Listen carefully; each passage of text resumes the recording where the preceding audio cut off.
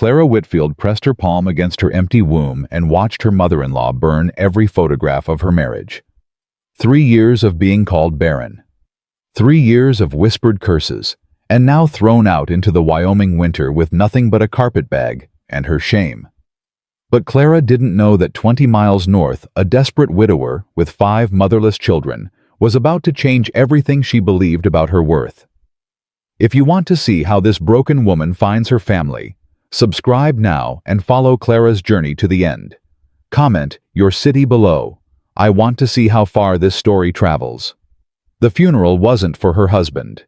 Benjamin Whitfield had been dead for 3 years. No, this funeral was for Clara's place in the only family she had left. Get out! Edna Whitfield's voice cut through the December cold like a skinning knife. She stood in the doorway of the farmhouse Clara had called home for nearly a decade, her black dress billowing in the wind, her eyes harder than the frozen ground. Clara clutched her carpet bag with both hands. "Mother Whitfield, please. It's the dead of winter. At least let me stay until—" "Until what?" Edna stepped forward, and Clara stepped back without thinking. "Until you poison another season in this house. Until you remind me every single day that my son died without an heir because he married a barren mule." The word hit Clara like a physical blow. Barren. She'd heard it 1,000 times, but it never stopped hurting. "I loved Benjamin," Clara whispered. "I was a good wife to him." "You were a curse." Edna's lip curled. 6 years of marriage. 2 babies dead before they drew breath. And then my boy goes down in that mine trying to earn enough money for another doctor, another treatment, another chance to fix what's broken in you. Clara's throat closed. She'd never said it out loud, but she'd thought it. Every night since the accident, she'd thought it. Benjamin died because of her. Because she couldn't do the one thing a wife was supposed to do.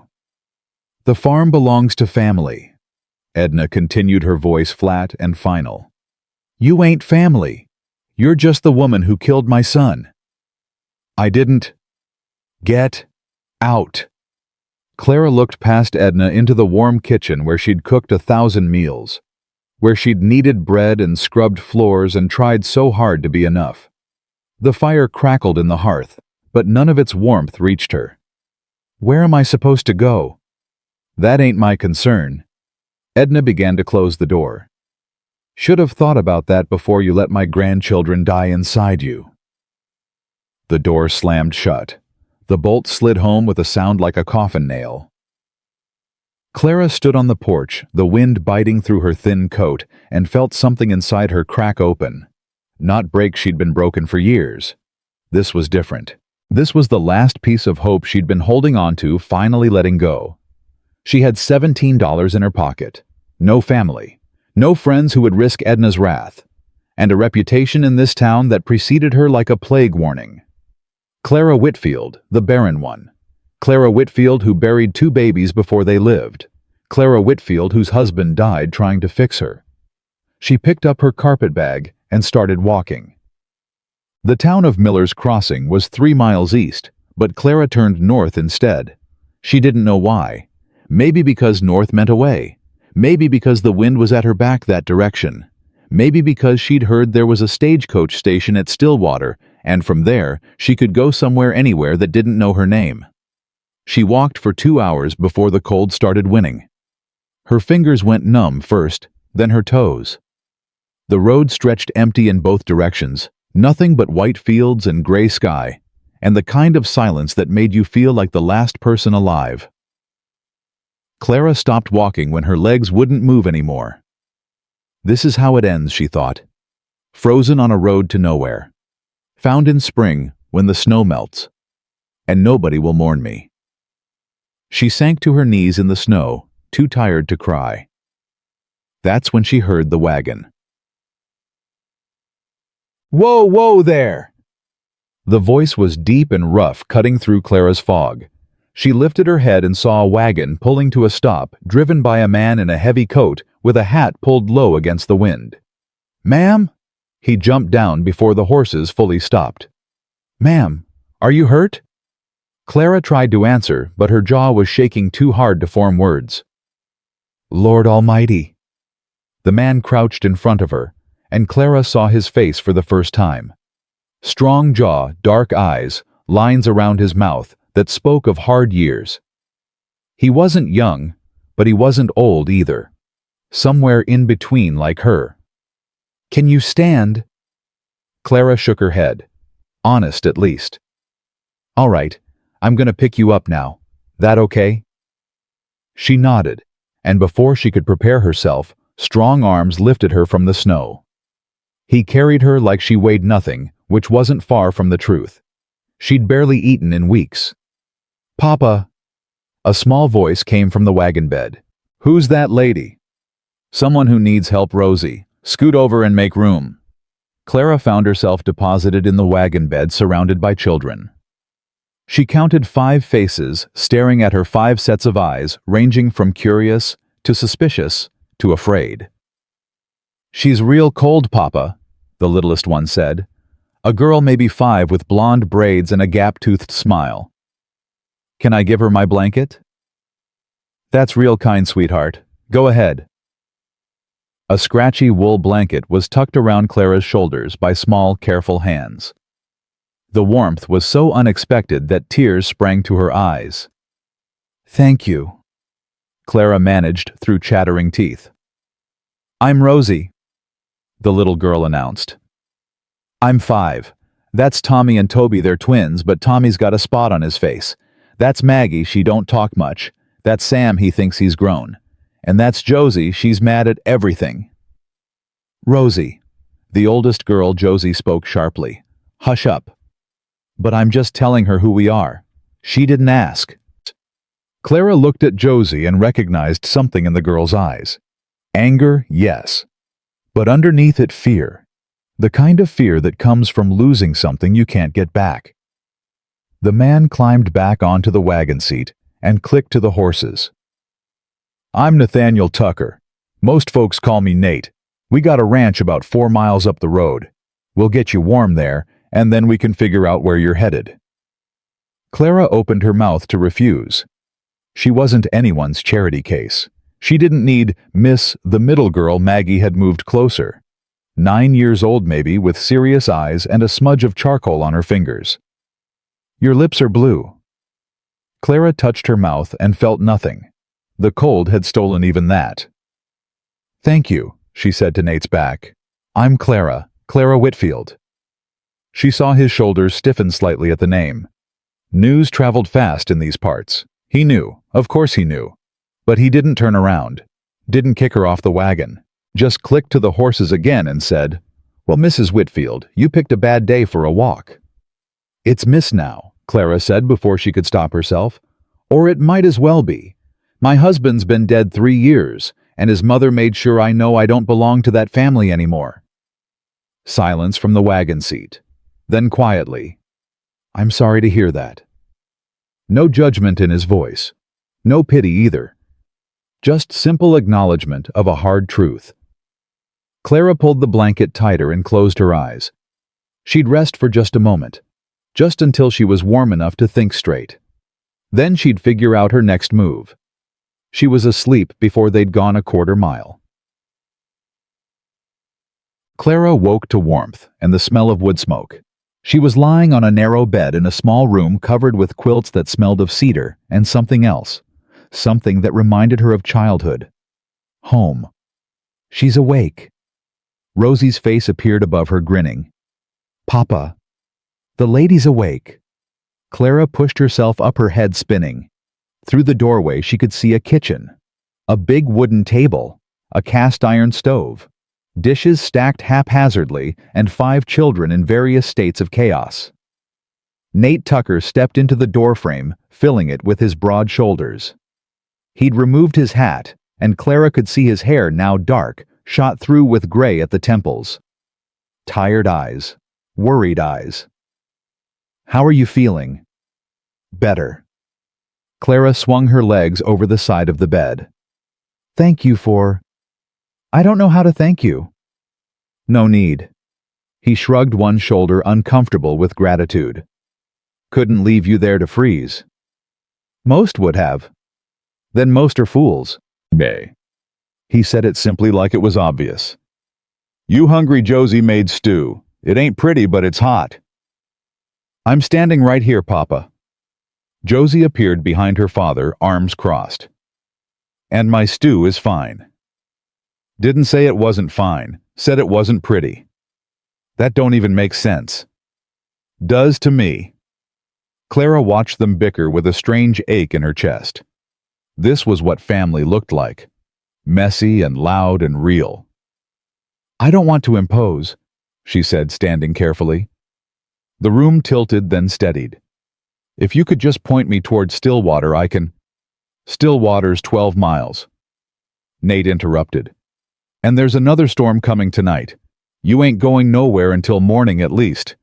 Probably not then either if the snow keeps up. But I can't just... You can and you will. His voice was firm, but not unkind. I got 5 kids and a ranch to run. I don't have time to argue about this. You're staying the night. Tomorrow, we'll figure out the rest. Clara looked at him. This stranger who'd pulled her from the snow brought her into his home and was now offering her shelter like it was nothing, like she deserved it. Why? The word came out before she could stop it. Nate tilted his head. Why what? Why are you helping me? You know who I am. You know what people say about me. I know what people say. He leaned against the doorframe, his expression unreadable. I also know people say a lot of things that ain't true.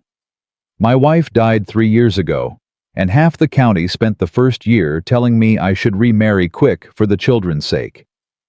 Other half spent it telling me I was a fool who couldn't raise kids alone. Neither half asked me what I thought or felt, so I stopped listening to what people say. Clara stared at him.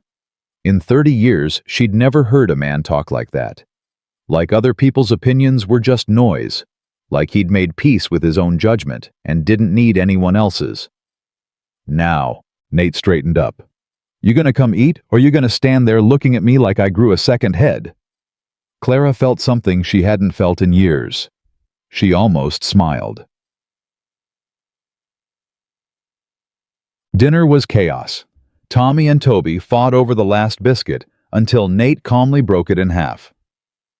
Sam talked with his mouth full about the new calf that was coming in spring. Maggie drew pictures on the table with her finger lost in her own world. Rosie asked Clara 17 questions in 3 minutes. Where did she come from? Did she have any pets? What was her favorite color? Could she braid hair? And Josie watched, silent, suspicious, waiting for Clara to make a wrong move. Clara answered. Rosie's questions complimented the stew, even though it was oversalted, and tried to make herself small. Invisible. A guest who wouldn't overstay her welcome. But she couldn't stop noticing things. The stack of mending in the corner growing like a textile tumor. The layer of dust on the mantel. The way Nate winced when he stood up, his back clearly aching. The exhaustion around Josie's eyes that no 14-year-old should carry. This family was drowning, slowly, quietly, in the everyday work of staying alive. After dinner, Clara stood to help clear the dishes, but Josie stepped in front of her. I got it. I don't mind helping. I said I got it. Their eyes met.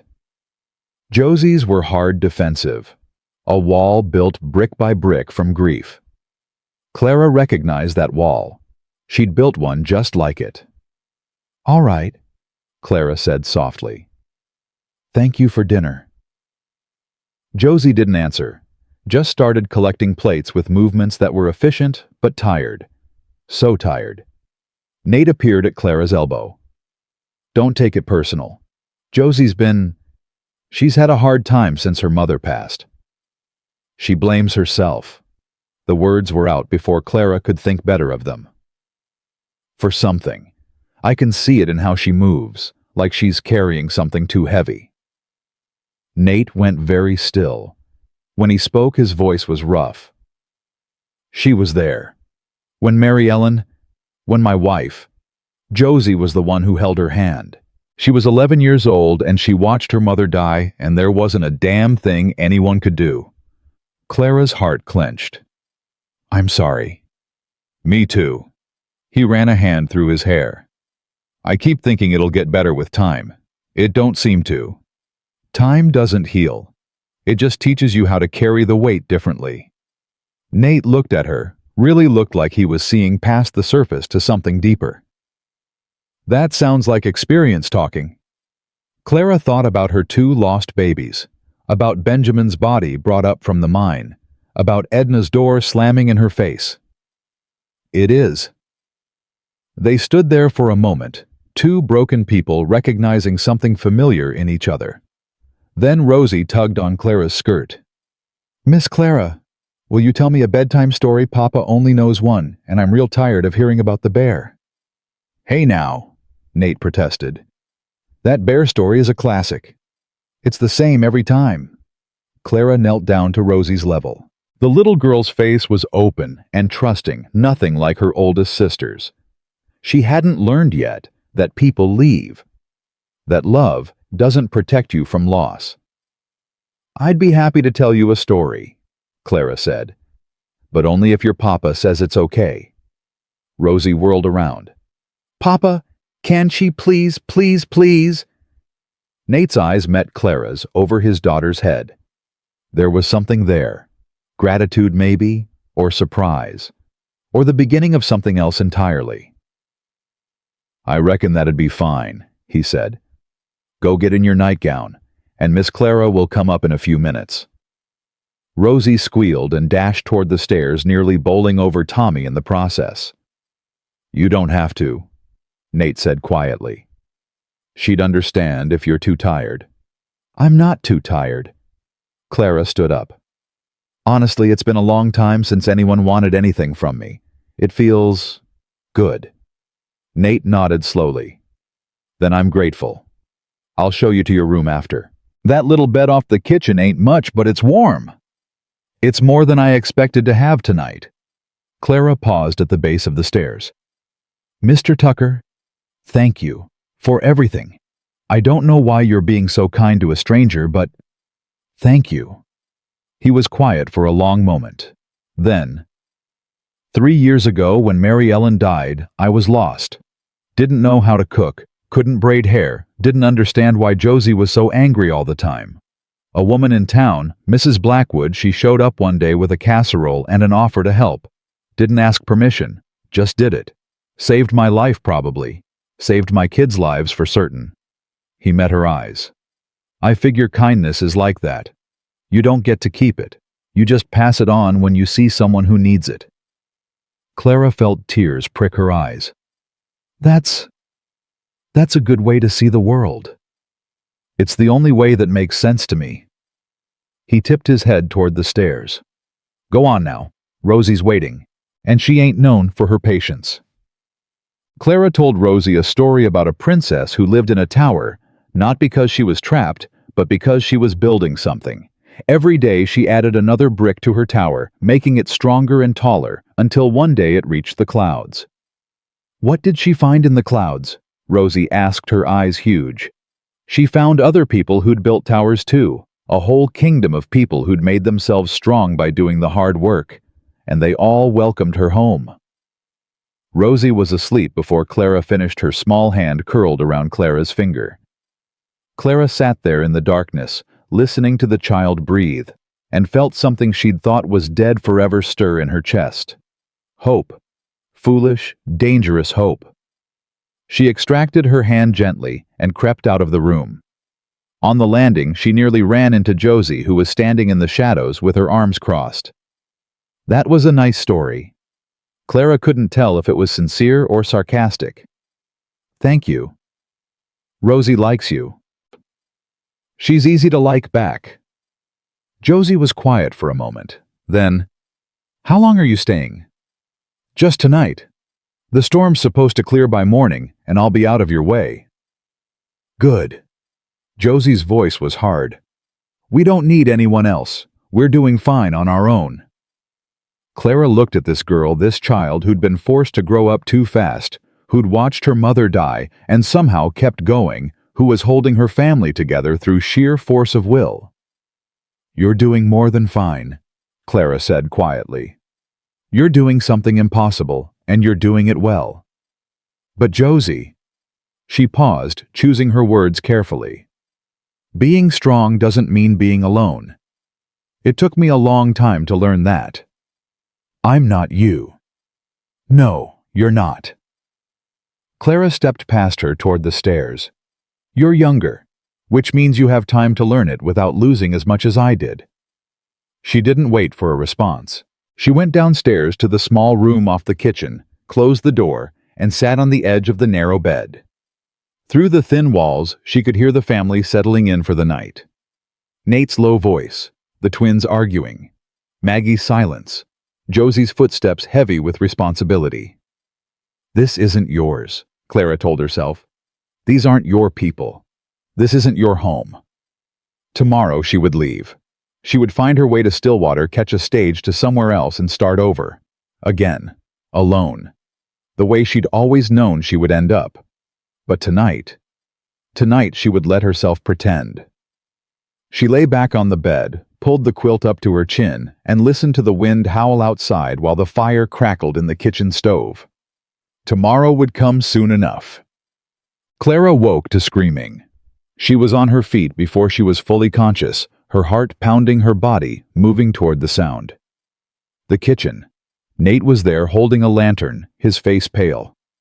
Sam stood beside him, eyes wide with fear. It's the twins, Sam gasped. Tommy woke up and he couldn't breathe right. Now Toby's the same way. Clara didn't think. She pushed past them and ran up the stairs. In the boys' room, Tommy and Toby lay in their beds, their small chests heaving their breaths, coming in horrible wheezing gasps. Maggie sat between them, tears streaming down her face, holding both their hands. How long? Clara demanded. I don't know. Maggie's voice broke. I heard them coughing, and then... Clara pressed her hand to Tommy's forehead. Burning hot. His lips had a bluish tint that made her stomach drop. Mr. Tucker. She didn't turn around, didn't take her eyes off the boys. I need hot water, as hot as you can get it, and every blanket in this house, and something to make steam, a pot, a kettle, anything. What's wrong with them? Nate's voice was rough with fear. Croup. Maybe worse, but we need to open their airways before we do anything else. Go. Now. He went. Clara pulled both boys into sitting positions, propping them against pillows. Maggie, I need you to be brave. Can you do that? Maggie nodded, wiping her face. Good girl. I need you to keep talking to them. Tell them a story, sing them a song, anything. They need to stay calm. When people panic, they breathe harder, and that makes it worse. What are you going to do? Clara was already moving, stripping the quilts to make room for the steam that would come. I'm going to make sure they see morning. The next 4 hours were the longest of Clara's life. She worked with a focus she didn't know she had, creating a steam tent over each boy's bed, monitoring their breathing, cooling their fevers, with damp cloths, forcing sips of water between their cracked lips. Nate brought everything she asked for without question. Josie appeared at some point, her face white, her anger forgotten. Sam and Rosie huddled together in the corner, too scared to sleep, too young to help.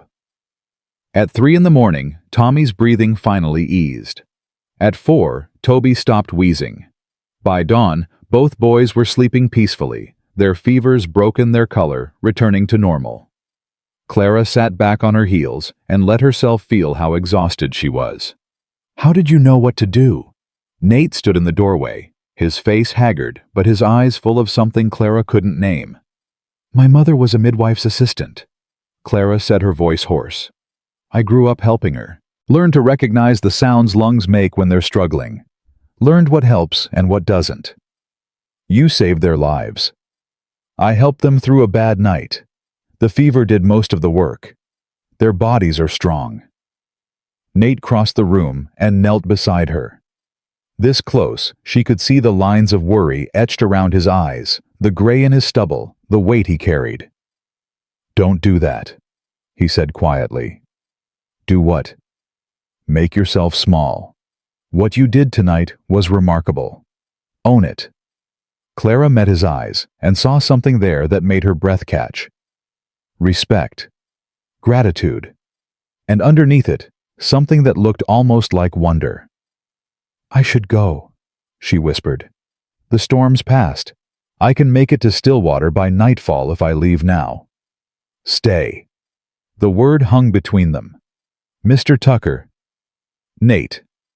He reached out and took her hand. His palm was warm and rough, and Clara felt the touch all the way to her bones. "My name is Nate, and I'm asking you to stay. Not forever. I'm not asking for anything you're not ready to give. But stay. At least until the boys are fully recovered. At least until—" He trailed off, and Clara saw uncertainty in his face. This strong, capable man who'd pulled her from the snow and opened his home to her, he was scared. Scared of asking for too much. Scared of being rejected. She understood that fear. She lived with it.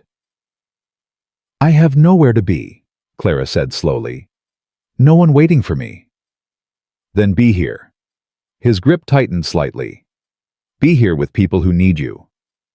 Clara looked around the room, at Tommy and Toby sleeping peacefully, at Maggie curled up in a chair with charcoal-stained fingers, at Sam and Rosie tangled together on the floor like puppies, at Josie standing in the doorway with an expression that wasn't quite so hard anymore. She thought about her empty womb and her dead husband and the mother-in-law who'd thrown her out like garbage. She thought about the word Barren and all the years she'd let it define her.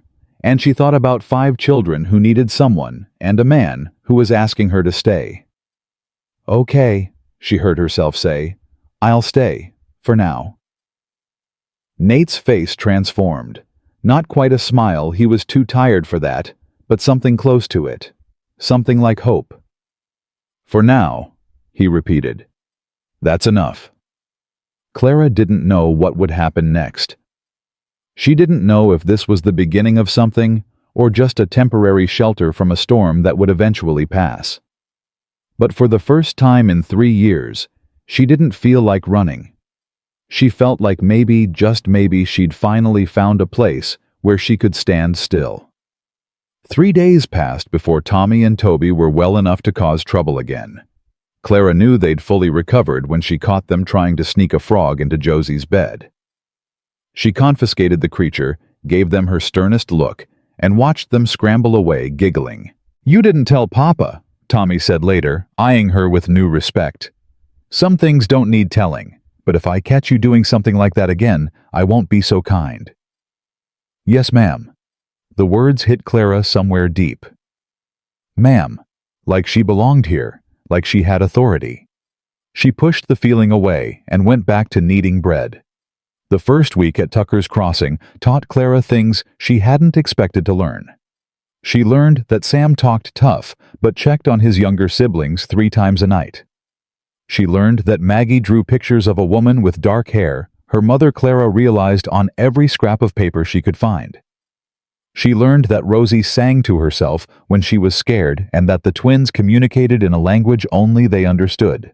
And she learned that Josie watched her every move like a hawk circling prey. "You're still here." Clara looked up from the mending pile to find Josie standing in the kitchen doorway. The girl's arms were crossed, her jaw set. "Your father asked me to stay until the boys recovered." "They're recovered." "I noticed." Josie stepped closer.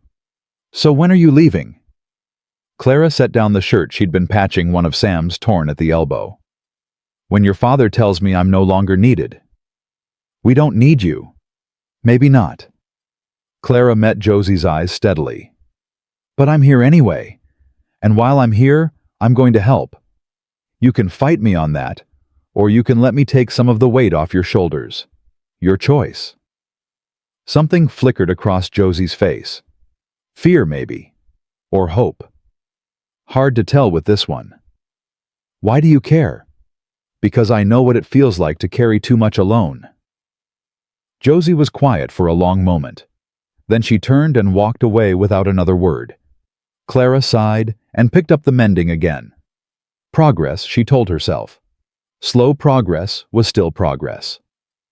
That evening, Nate came in from the barn later than usual. His face was tight, his movements sharp. Trouble? Clara asked, ladling stew into a bowl for him. Nothing I can't handle. That's not what I asked. He looked at her, surprise flickering in his eyes. Then something like appreciation. Lost a calf today. Born too early, couldn't save it. I'm sorry. Part of ranching. He sat down heavily. Still hurts, though. Clara set the bowl in front of him and, without thinking, rested her hand briefly on his shoulder. He went still under her touch. Sorry, she said quickly, pulling away. I didn't mean... Don't apologize. His voice was rough. It's been a long time since someone... He stopped, shook his head. Never mind. Thank you for dinner. Clara retreated to the other side of the kitchen, her heart beating too fast. What was she doing? She was supposed to be leaving. She was supposed to be keeping her distance. But every day she stayed leaving got harder. The second week brought visitors. Clara was hanging laundry when the wagon pulled up. A woman about her age climbed down, followed by a man with kind eyes and weathered hands. You must be Clara, the woman said, striding forward with purpose. I'm Henrietta Blackwood. Most folks call me Hetty. This here's my husband George. Mrs. Blackwood. Clara wiped her hands on her apron. Mr. Tucker mentioned you. Said you helped him after his wife passed. Did what any neighbor would do. Hetty's eyes were sharp, assessing. Heard you did some helping yourself. Those twins would have been in a bad way without you. I just did what needed doing. Mm-hmm. Hetty exchanged a look with her husband. That's what good people say. Bad ones talk about how much they sacrificed. George tipped his hat to Clara. I'll go find Nate. Got some things to discuss about the cattle situation. After he left, Hetty turned back to Clara with an expression that was half smile, half interrogation. So, you planning to stick around? I'm not sure yet. But you want to? Clara felt heat rise to her cheeks. I don't know what I want. I think you do. Hetty's voice softened. I also think you're scared to admit it. Can't blame you for that. Life's taught you that wanting things leads to losing them. You don't know anything about my life. I know you were married to Benjamin Whitfield. I know you lost 2 babies before they drew breath. I know his mother blamed you for all of it and threw you out into the cold. Hetty held up a hand when Clara opened her mouth. Small towns, honey. Word travels. Clara's throat tightened. Then you know I'm not... I can't... Can't what? Can't be useful. Can't matter. Hetty stepped closer. Let me tell you something about Nate Tucker. That man loved his wife with everything he had.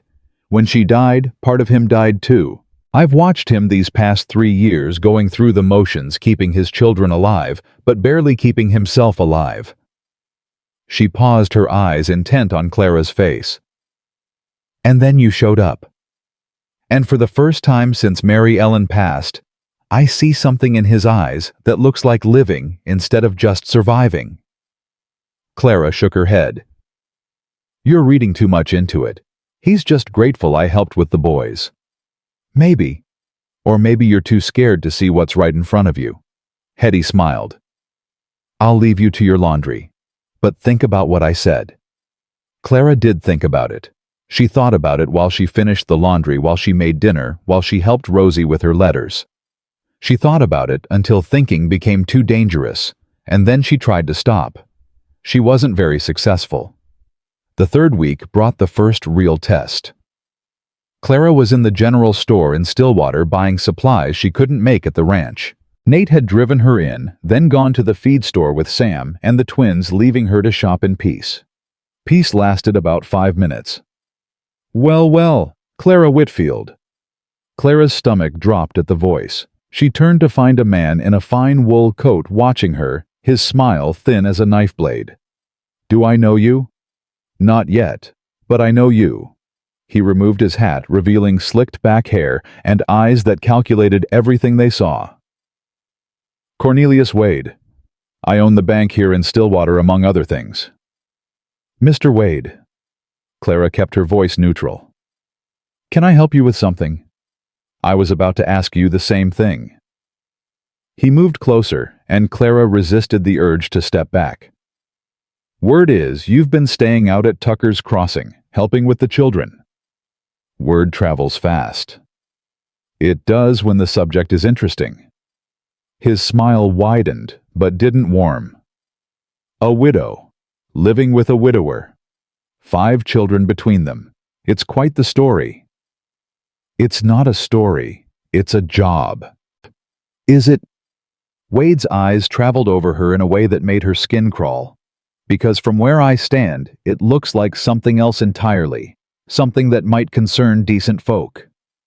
Clara felt the familiar shame trying to rise up.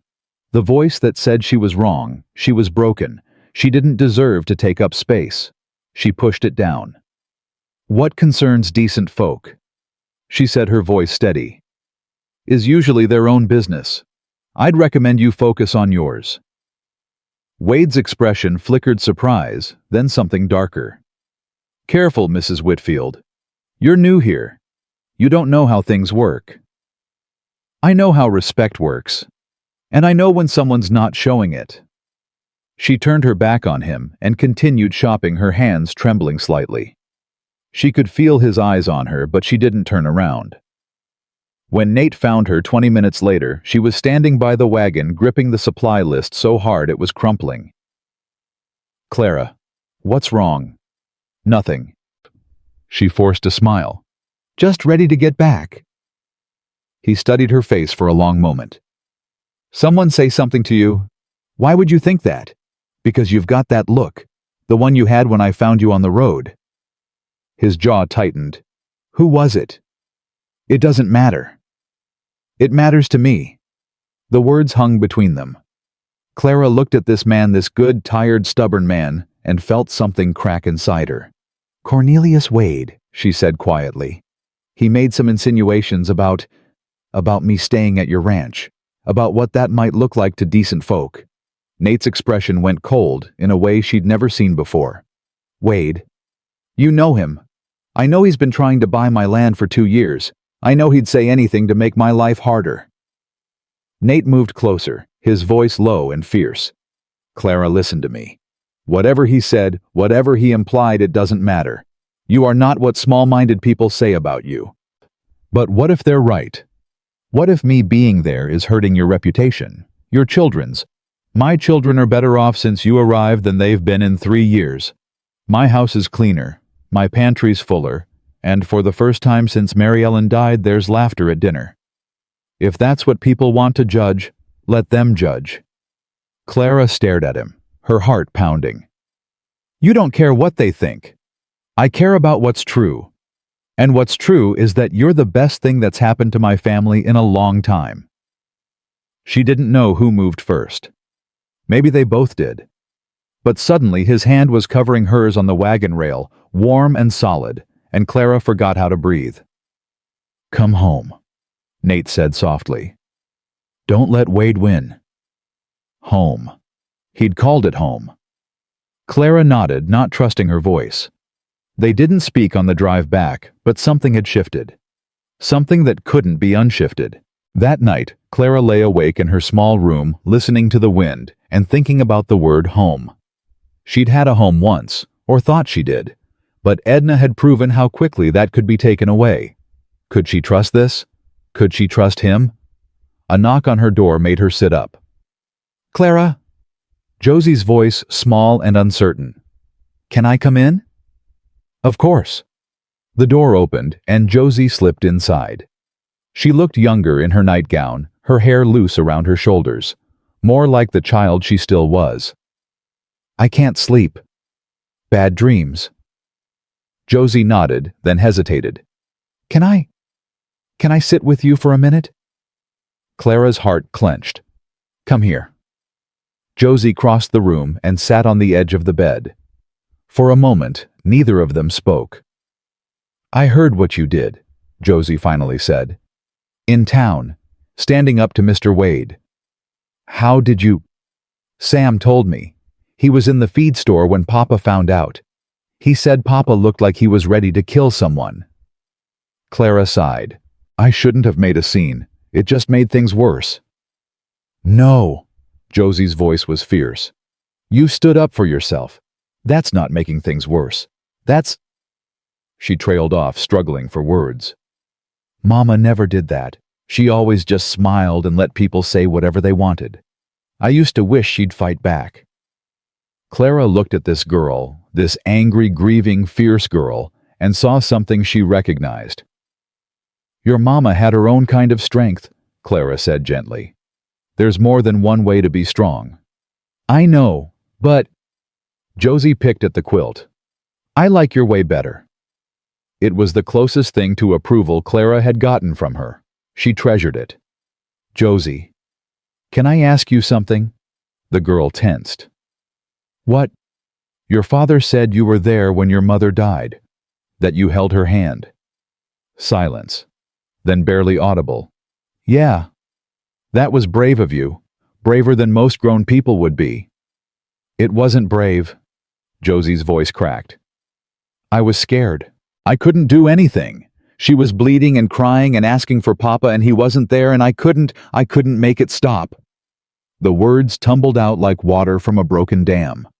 Clara pulled Josie close and the girl didn't resist. She told me to take care of them.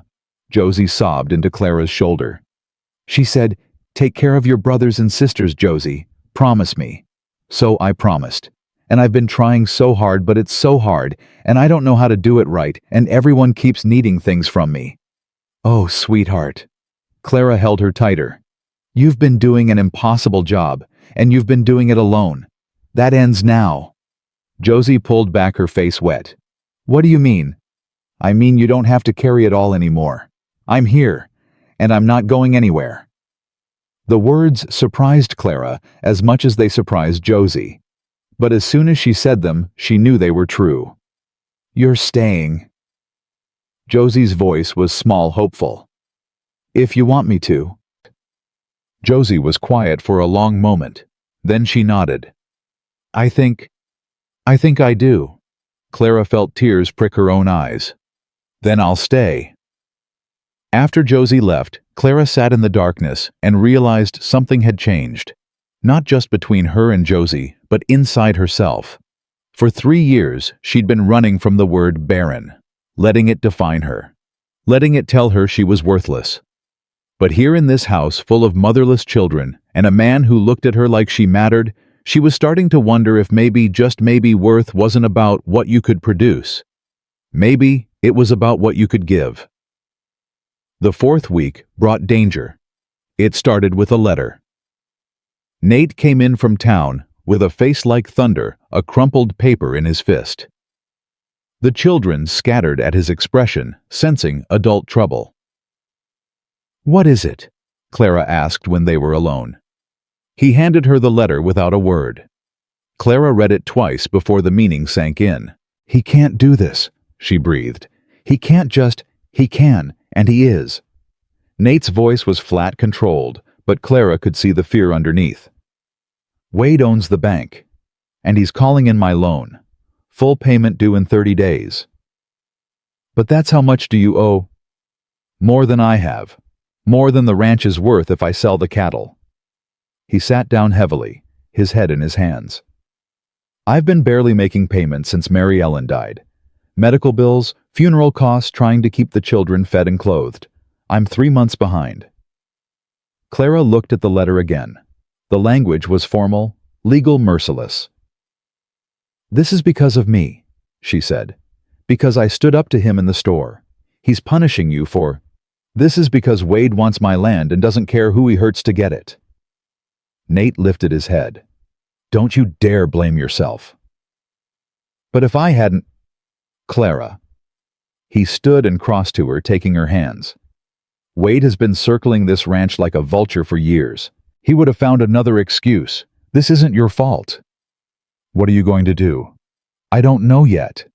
He squeezed her hands. But I'll figure something out. I always do. Clara wanted to believe him. But she saw the fear he was trying to hide, and she knew this was different. This time, there might not be a way out. That night, Clara sat at the kitchen table long after everyone else had gone to bed. She spread out the ranch's accounts Nate had shown her where they were kept, and studied the numbers until they blurred. The situation was worse than she'd feared. Even if they sold everything that wasn't essential, they'd still be short. Wade had them trapped. Unless... Clara's mind went to the $17 she still had in her carpet bag. A pittance. Worthless against a debt this size. But she had something else. Something she'd forgotten about until now. Her mother's ring.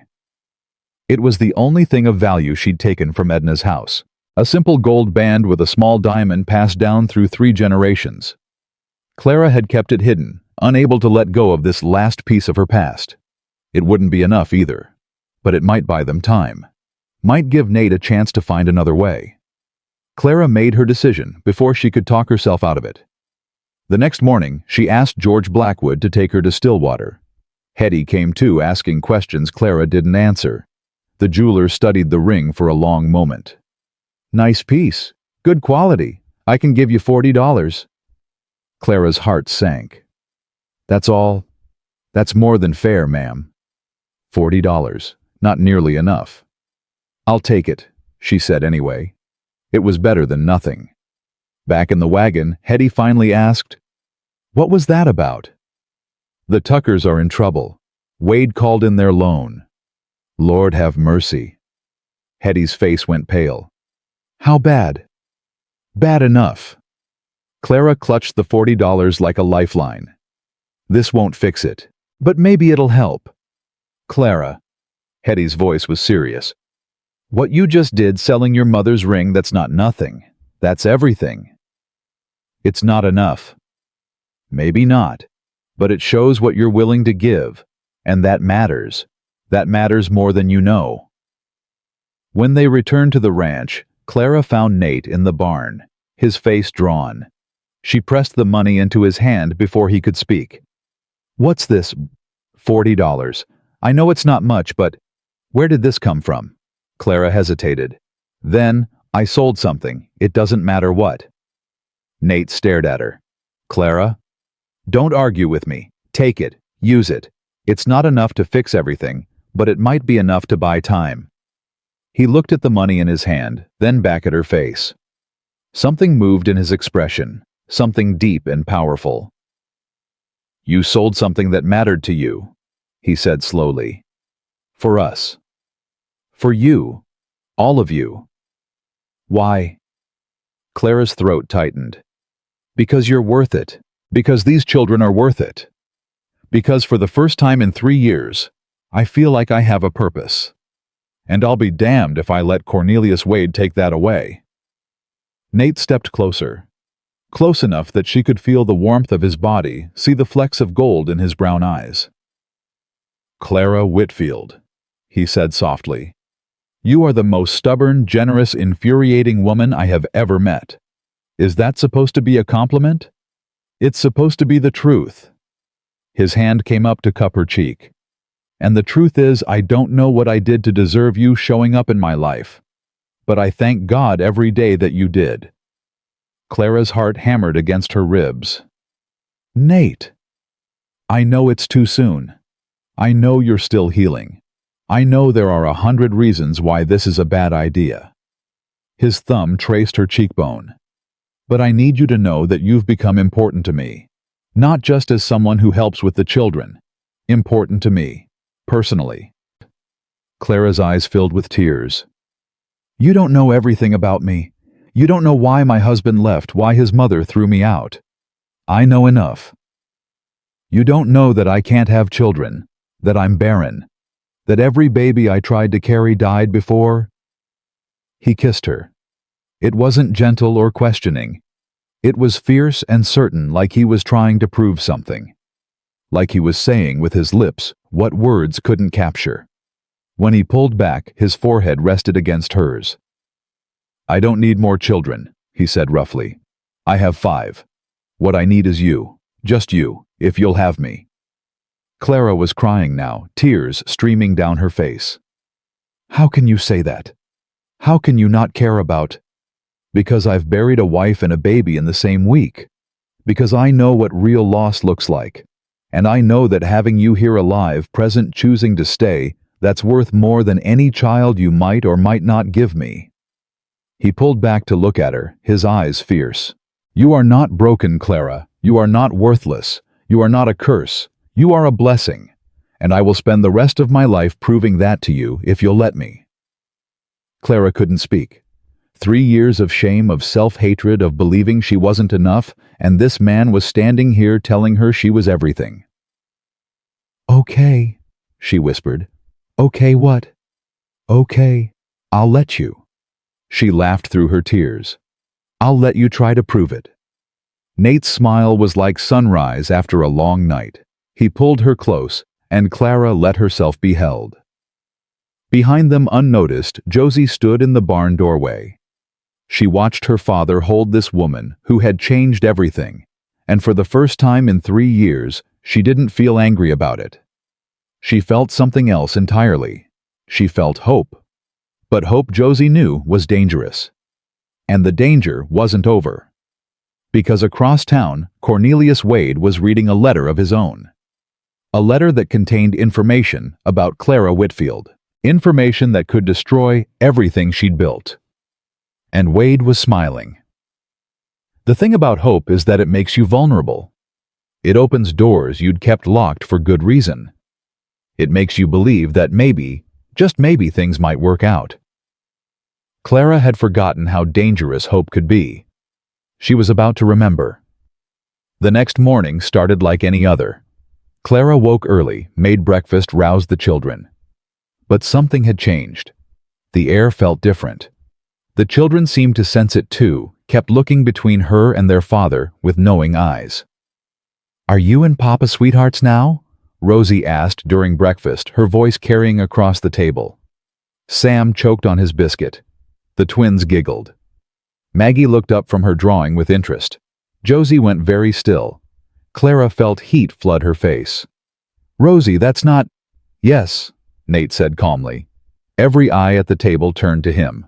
"Yes, we are." He continued, spreading butter on his bread like he hadn't just upended everything. "Clara and I care about each other.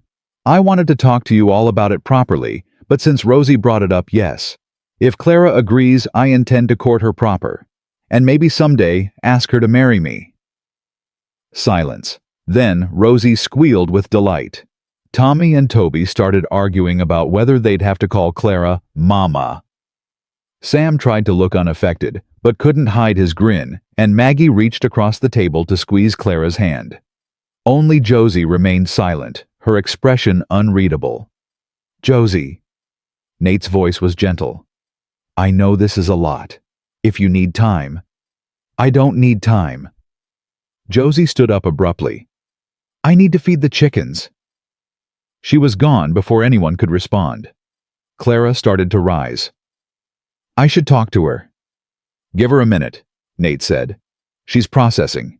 She'll come around." But Clara wasn't so sure. She'd seen something in Josie's eyes that worried her. Not anger exactly. Something closer to fear. She found Josie in the chicken coop an hour later, sitting on an overturned bucket with tears streaming down her face. "Josie." The girl looked up, then quickly away. "I'm fine." "You're not fine. Talk to me." Josie was silent for so long that Clara thought she wouldn't answer. Then, in a voice barely above a whisper, "I watched my mama die, and now I'm supposed to just let someone else take her place." Clara's heart broke. She knelt down in front of Josie, ignoring the dirty straw. "I'm not taking your mama's place. No one can do that. She was your mother, and she loved you, and nothing will ever change that." "Then what are you doing?" "I'm making a new place." Clara reached for Josie's hand. Not her place, a different one. One that exists alongside her memory, not instead of it. Josie's tears fell faster. "What if I can't do that? What if I can't love you without feeling like I'm betraying her?" "Then we take it slow as you need." Clara squeezed her hand. "Josie, I'm not asking you to call me Mama. I'm not asking you to forget her. I'm just asking you to let me be here, to let me help, to let me love your father without feeling like you have to choose between us and her." Josie looked at her, really looked, and Clara saw the moment something shifted. You really love him. My papa. I think I'm starting to. Yes. And you'll stay, even when it gets hard, even when the town talks bad about us. I'll stay. Josie was quiet for another long moment. Then she nodded. Okay. Okay. Okay, you can court my papa. A tiny smile tugged at Josie's lips. But if you hurt him, I'll make your life miserable. Clara laughed, relief flooding through her. I believe you. They walked back to the house together, and something had healed between them. Not completely healing takes time, but the beginning of something new. Clara didn't know that by nightfall, everything would change again. She didn't know that Cornelius Wade had found her secret, and she didn't know that the greatest test of this new love was only hours away. The wagon ride to church that Sunday morning felt different. Clara sat beside Nate on the front seat, the children packed into the back, and for the first time since arriving in Stillwater, she didn't feel like hiding. Josie had helped her pin up her hair. Rosie had picked Wildflower's dead ones, mostly given the season, and insisted Clara wear one in her buttonhole. Even Sam had grunted something that might have been approval when she came downstairs. You look nervous, Nate said quietly, keeping his eyes on the road. I am nervous. Don't be. You're with me. Clara wanted to believe that was enough. She wanted to believe that love could shield her from the whispers, the stares, the judgment. But 3 years of being the town pariah had taught her otherwise. The church was already filling when they arrived. Clara felt eyes on her the moment she stepped down from the wagon. Mrs. Prudence Ashford, the widow who'd been circling Nate for 2 years, watched from the doorway with an expression that could curdle milk. Steady, Nate murmured, offering Clara his arm. She took it, lifted her chin, walked forward.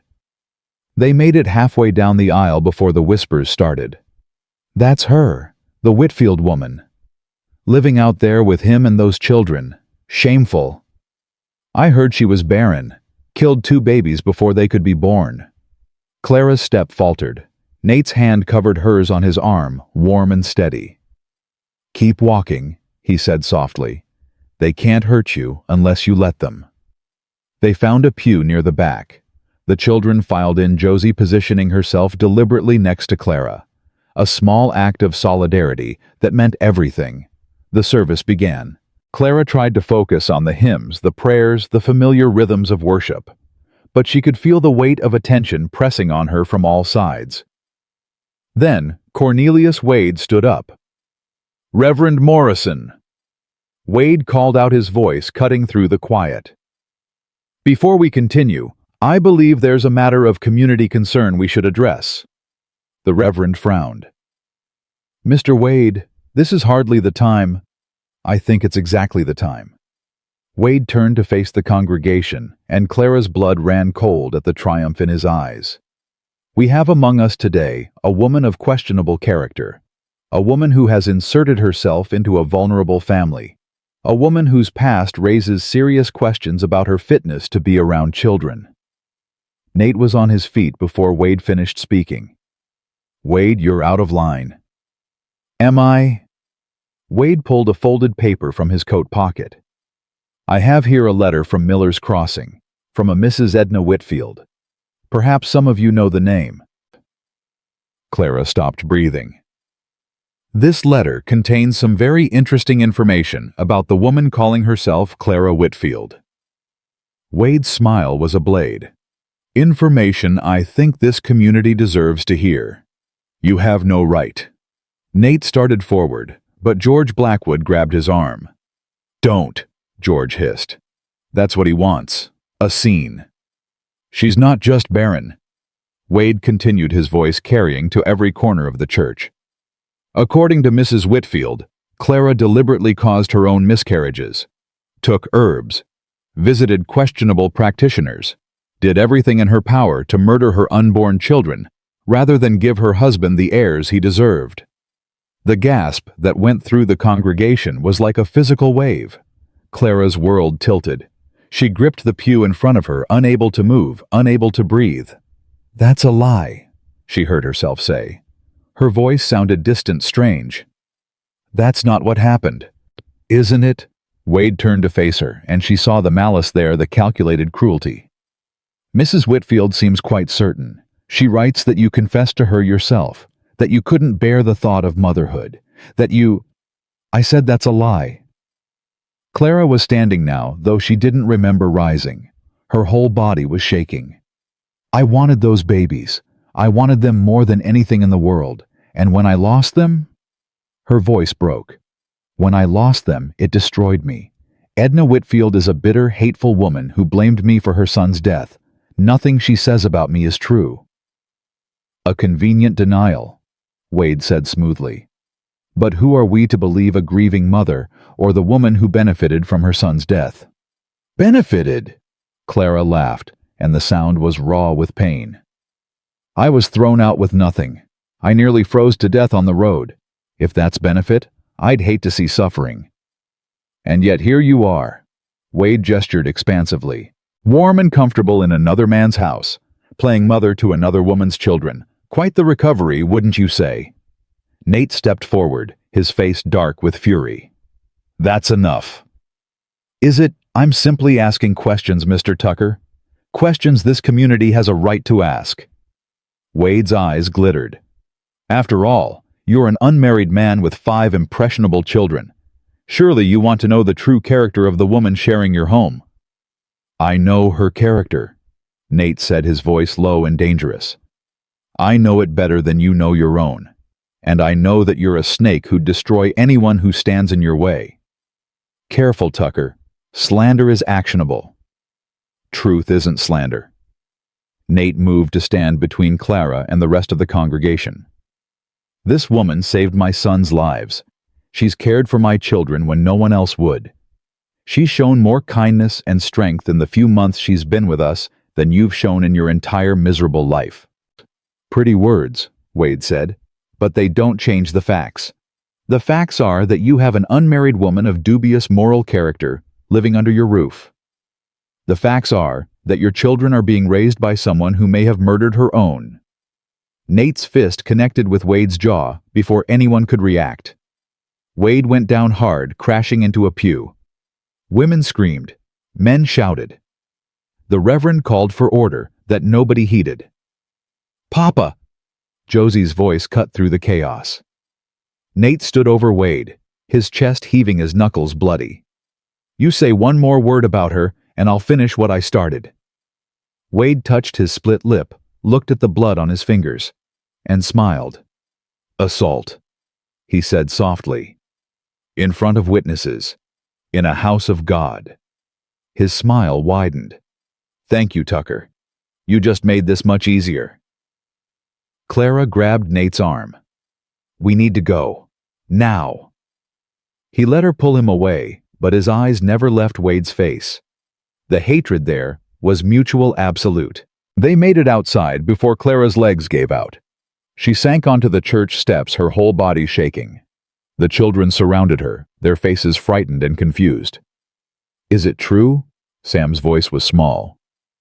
"What that man said? Did you really? No." Clara looked up at him, at all of them. "I never hurt my babies. I wanted them. I loved them. And when they died inside me, it was the worst thing that ever happened to me." "Then why did that lady say you did?" Rosie asked. "Because she needed someone to blame. And I was easy to blame." Nate crouched down in front of her. "Clara, look at me." She did. His face was fierce, protective, certain. "I believe you. Do you understand? I believe you.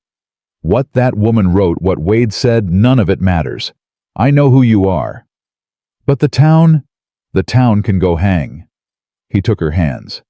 "We're going home. All of us. Together. And we're going to figure this out. But I'm not letting you go. Not now, not ever." Clara wanted to believe him. God, she wanted to believe. But she'd seen the faces in that church, the shock, the disgust, the readiness to believe the worst. Some stains couldn't be washed away. The ride home was silent. Even Rosie, usually irrepressible, stayed quiet, sensing the gravity of what had happened. When they reached the ranch, Clara went straight to her room. She needed to think. Needed to figure out what to do next. But thinking was impossible. Every time she closed her eyes, she saw Wade's triumphant smile. Heard the whispers spreading like wildfire. A knock on the door. "Clara?" Josie's voice. "Can I come in?" "Yes." The girl slipped inside, her face pale but determined. "I don't believe what that man said." "Thank you. I mean it." Josie sat on the edge of the bed. "I've watched you with the little ones, the way you hold them when they're scared, the way you make sure everyone's fed before you eat. Someone who didn't want children wouldn't do that." Clara's eyes filled with tears. "Sometimes people become different from who they were.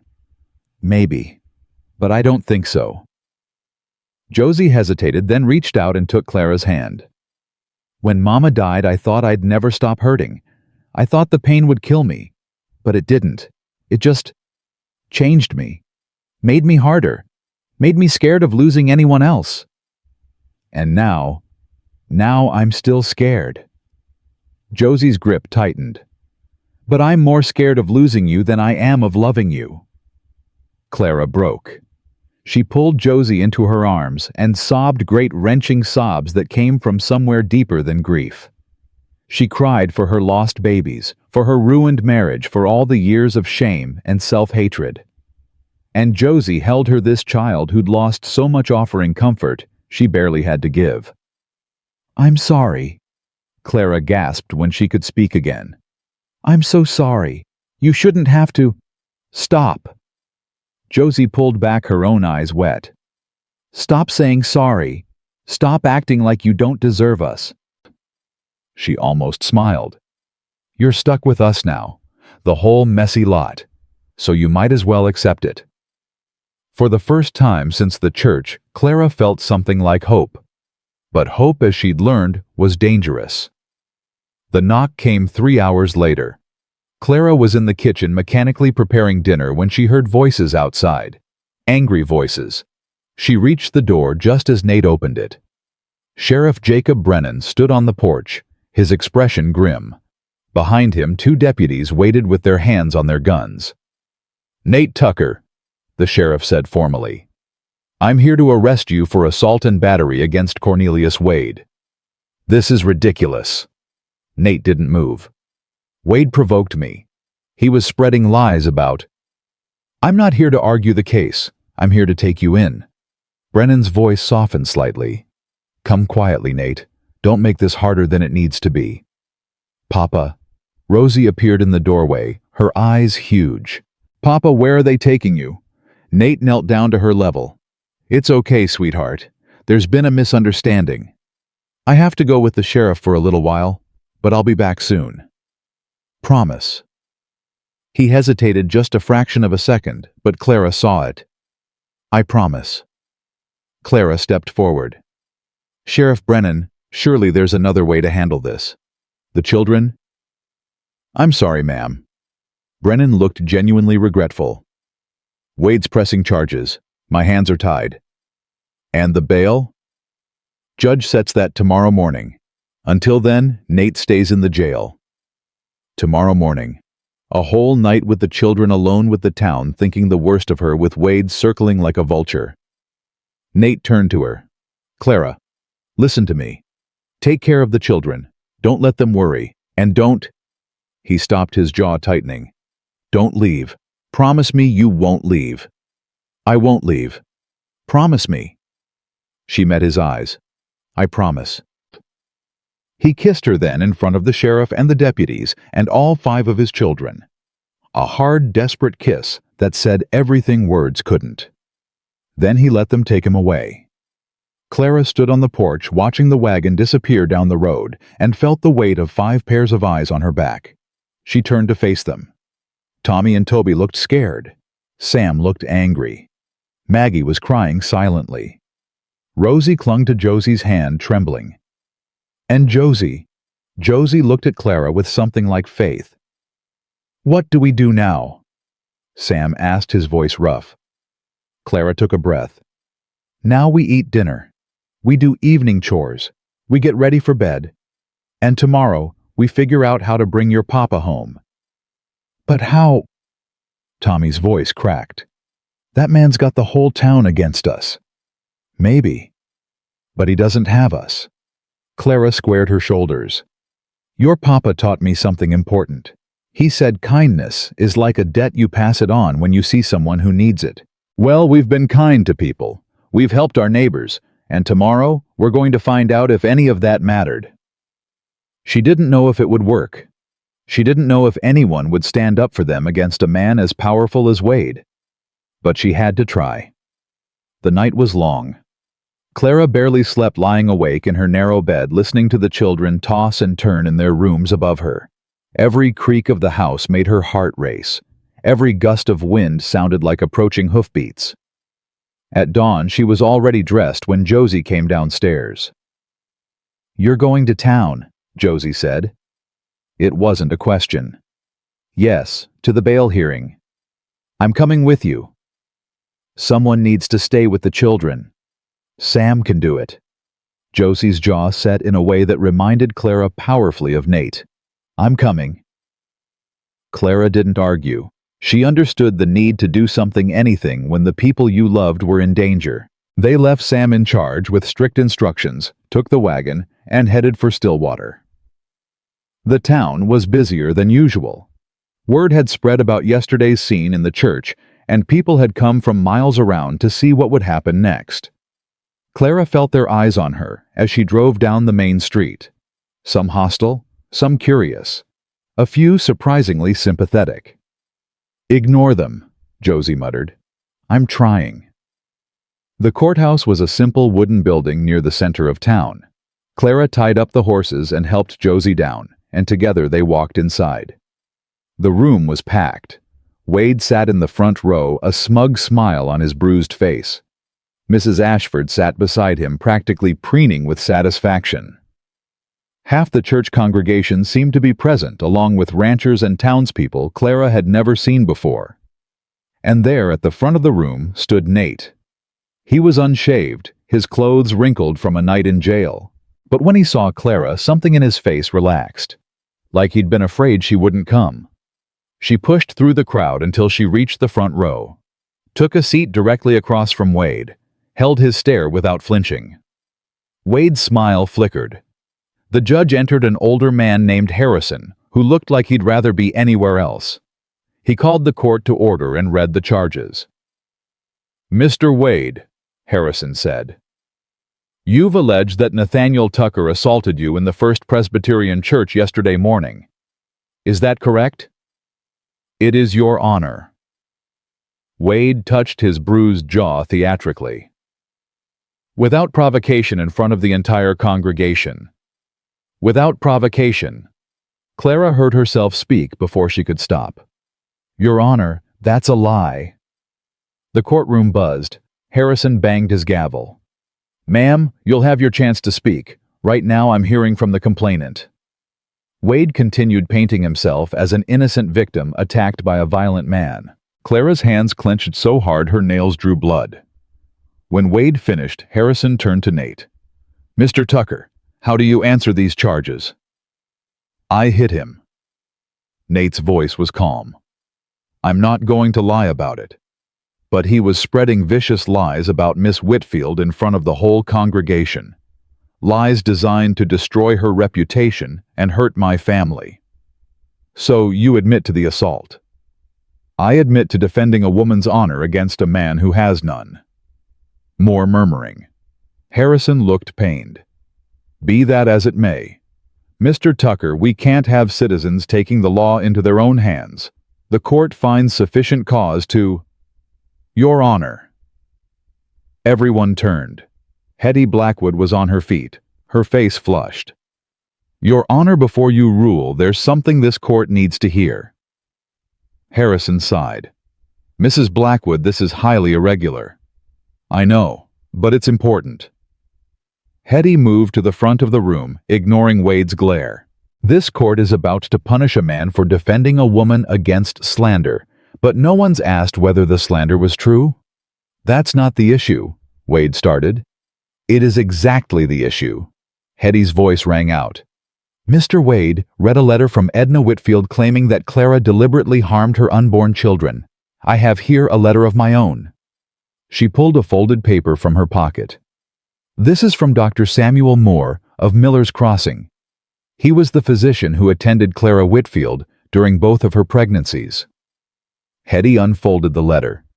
He writes that Clara suffered from a condition of the womb that made carrying children to term nearly impossible.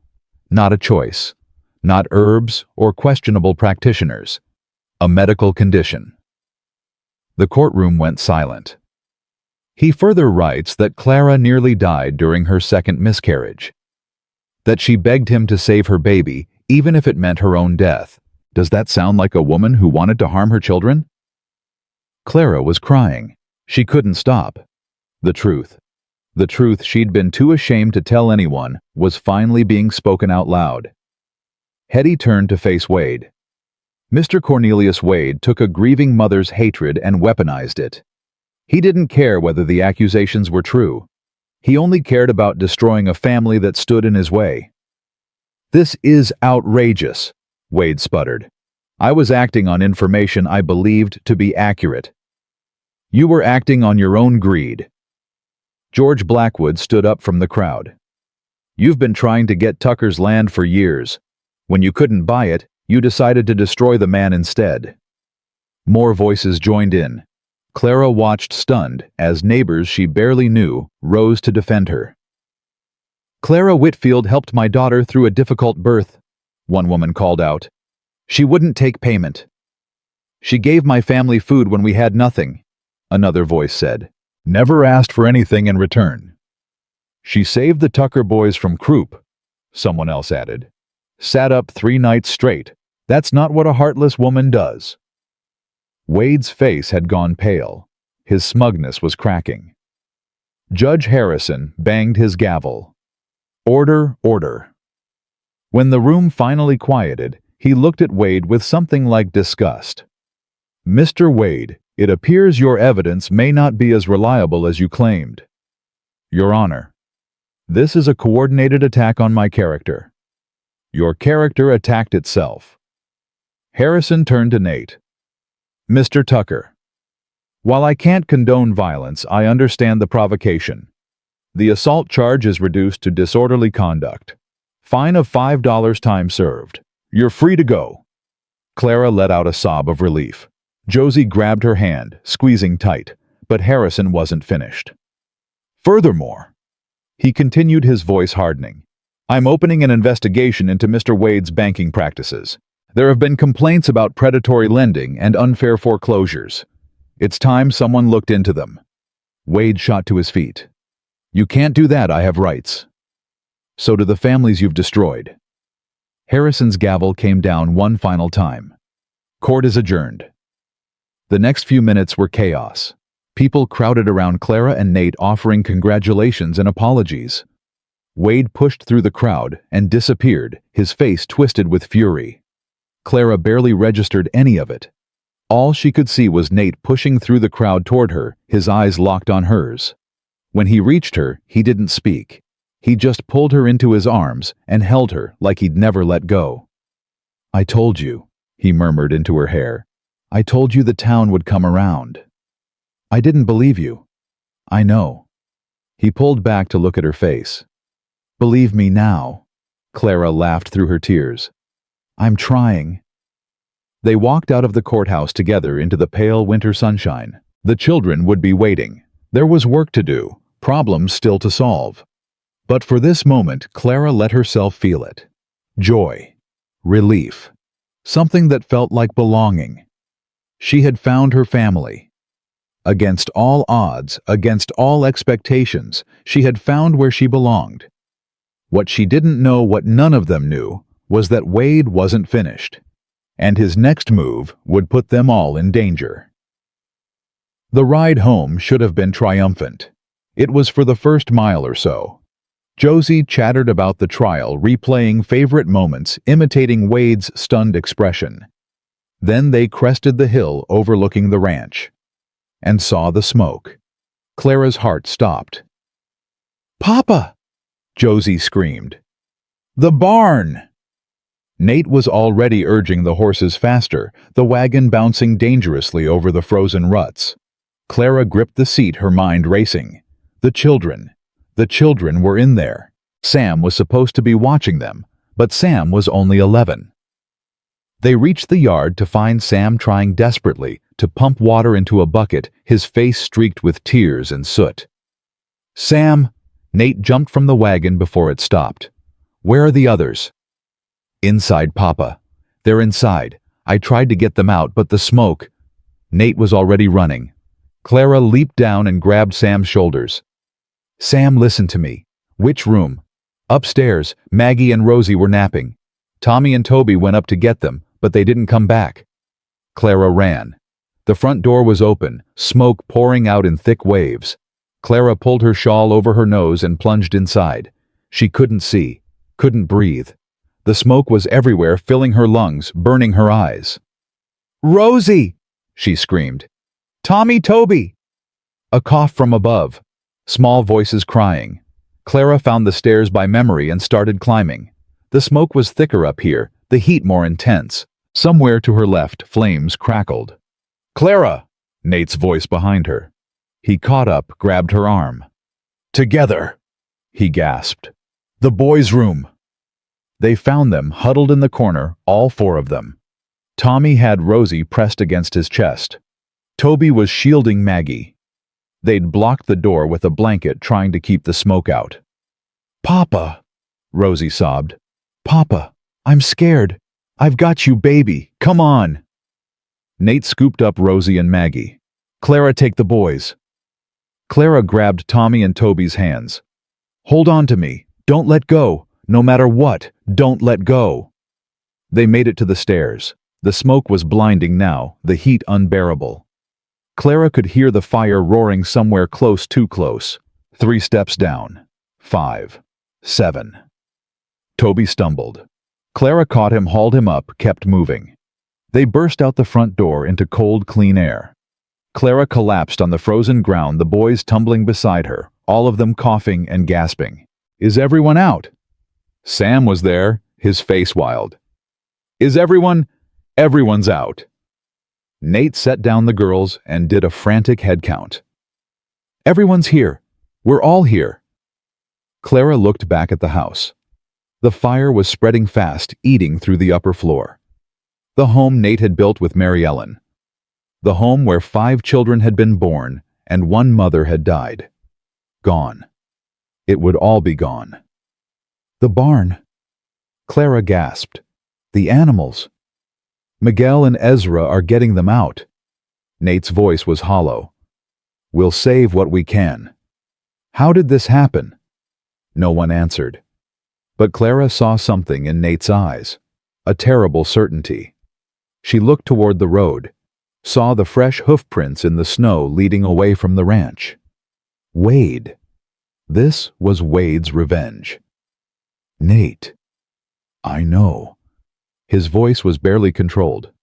"I know." "What do we do?"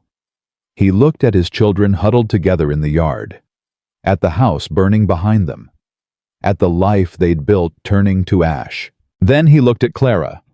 "We survive," he said. "We survive and then we fight." The fire burned for 3 hours before the neighbors arrived with enough water to put it out. By then the upper floor was gone. Most of the children's things. Most of the memories. But the family survived. All of them. Together. And as Clara stood in the yard covered in soot holding Rosie in her arms, while Maggie clung to her skirt, she understood something she'd never understood before. Home wasn't a building. It wasn't walls and floors and a roof over your head. Home was this. These people. This love. This stubborn, beautiful refusal to give up. Wade had taken their house, but he hadn't taken their home, and he never would. The Blackwood barn became their shelter that first night. Hetty had beds made up before they even arrived, and George had a fire roaring in the old potbelly stove. "It ain't much," Hetty said, pressing warm blankets into Clara's arms. But it's dry and it's safe. It's everything. Clara's voice broke. Thank you. The children were quiet, shell-shocked. Rosie hadn't let go of Clara's hand since the fire. Tommy and Toby sat pressed together, their usual mischief extinguished. Maggie clutched a piece of charred paper, the only remnant of her drawings she'd managed to save. Sam stood apart from the others, his face hard. Clara recognized that expression. Guilt. She went to him while Nate talked with George. This wasn't your fault. Sam's jaw tightened. I was supposed to be watching them. You were. And when the fire started, you got help. You did exactly what you should have done. I should have smelled it sooner. Should have... Sam. Clara gripped his shoulders, forcing him to look at her. Your brothers and sisters are alive because of you.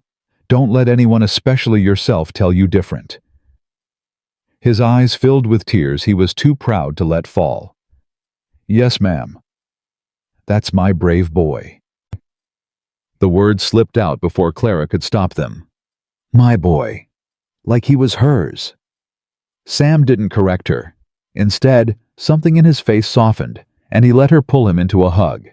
Across the barn, Nate watched them. When Clara met his eyes, she saw gratitude there, and something deeper, something that looked like family. The next morning brought visitors. Clara was helping Hetty with breakfast when the first wagon pulled up. Then another, then 3 more. What's happening? Clara asked, watching through the barn window. Hetty smiled. Neighbors. They came from farms and ranches across the valley. Families Clara had helped, strangers she'd never met, people who'd heard about the fire and wanted to do something. They brought food, blankets, clothes for the children, tools, building supplies, everything a family would need to start over. I don't understand, Clara whispered to Nate as they watched the parade of generosity. Some of these people were at the church. They heard what Wade said about me. They also heard Hetty's response. Nate put his arm around her shoulders. And they saw what kind of man Wade really is. People ain't always quick to act, but they ain't blind either. By midday, the yard was full of volunteers. Men were already heading to the burned ranch to assess the damage. Women organized supplies and took turns minding the children. Sheriff Brennan arrived just after noon. Nate met him in the yard, his posture tense. Sheriff? Tucker. Brennan dismounted, his expression serious. Got some news about the fire. Thought you'd want to hear it direct. Clara moved closer, her heart pounding. My deputies found evidence of arson, Brennan said. Kerosene-soaked rags near the back of the house, and we found tracks. Fresh tracks leading from your property toward town. Wade. Nate's voice was flat. Can't say for certain yet. But I've got witnesses who saw a man matching his description riding hard toward your place yesterday afternoon. And when we went to question him this morning... Brennan paused. He was gone. Gone. Packed up and left in the night.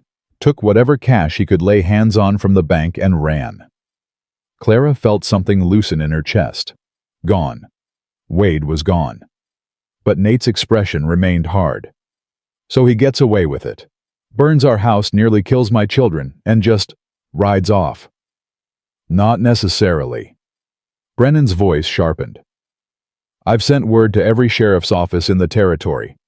Wade's wanted for arson, attempted murder, and embezzlement. He won't get far. And if he does, then at least he's out of your life, out of this town. Brennan looked at Clara, then back at Nate. Sometimes that's got to be enough. It wasn't enough. Clara could see it in Nate's face. But it was something. After Brennan left, Clara found Nate standing alone behind the barn, staring at nothing. He's right, you know, she said softly. Wade's gone. We're safe. Are we? Nate turned to face her. A man like Wade doesn't give up. He doesn't just run and never come back. He waits. He plans. He finds another way to hurt you. Then we'll be ready. How our house is gone. Half our savings went to fighting his lawsuit. The loan's still hanging over us. Even with Wade gone, the bank will just send someone else to collect. We'll find a way. Clara. He stopped, his voice cracking. I promised to take care of you. Promised to give you a home. And look what I've done instead. Brought you nothing but trouble and loss. Clara stepped closer, close enough to touch his face. You brought me a family. You brought me children who need me and a man who loves me. That's not nothing, Nate Tucker. That's everything. I'm scared. The admission seemed to cost him. I've lost so much already. Mary Ellen, my home, and now I'm scared I'm going to lose you too. I'm not going anywhere. You should. You should take what's left of your savings and get on a stage to somewhere better. Somewhere without a broken-down cowboy and 5 wild children, and... Clara kissed him. It was the first time she'd initiated. The first time she'd reached for him instead of waiting to be reached for. And when she pulled back, his eyes were wide with surprise. I love you, she said. I love your broken-down ranch, and your wild children, and your stubborn, self-doubting heart. And I'm not leaving. So stop asking me to. For a long moment, Nate just stared at her. Then a sound escaped him, half laugh, half sob. God, woman, what did I do to deserve you? Nothing, that's the point. You don't have to deserve love. You just have to accept it. He pulled her close, buried his face in her hair. I accept it. Lord help me, I accept it. They stood there until Rosie's voice rang out from the barn. Papa, Clara. Come quick, something's happening. They ran. Inside the barn, a crowd had gathered. George Blackwood stood at the center holding a piece of paper and looking like he'd seen a ghost. What is it? Nate pushed through. What's wrong? Nothing's wrong. George's voice was strange, thick with emotion. Nothing's wrong at all. He handed the paper to Nate. This just came from the Territorial Bank office. Seems Wade wasn't the only one with secrets. Nate read the letter. His face went pale, then red, then pale again. This can't be right. It's right. I verified it myself before bringing it over. What is it? Clara's heart was racing. Nate, what does it say? Nate looked at her, his eyes bright with unshed tears. Wade's loan. The one he was using to take our land. He swallowed hard. It wasn't legal. Wade forged documents, inflated the amounts, charged interest he wasn't entitled to. According to this letter, we don't owe the bank anything. In fact, he laughed a disbelieving sound. They owe us restitution for Wade's fraud, enough to rebuild the house twice over. The barn erupted. Clara couldn't breathe, couldn't think. After everything, after all the fear and struggle and loss, they were free. It gets better, George said over the noise. The bank's selling off Wade's assets to cover what he stole. His house, his land, everything. And they're offering it at a steep discount to anyone he wronged. He grinned. I figure between the families here, we could buy up most of it. Make sure no one like Wade ever gets that kind of power again. The cheering grew louder. Men clapped Nate on the back.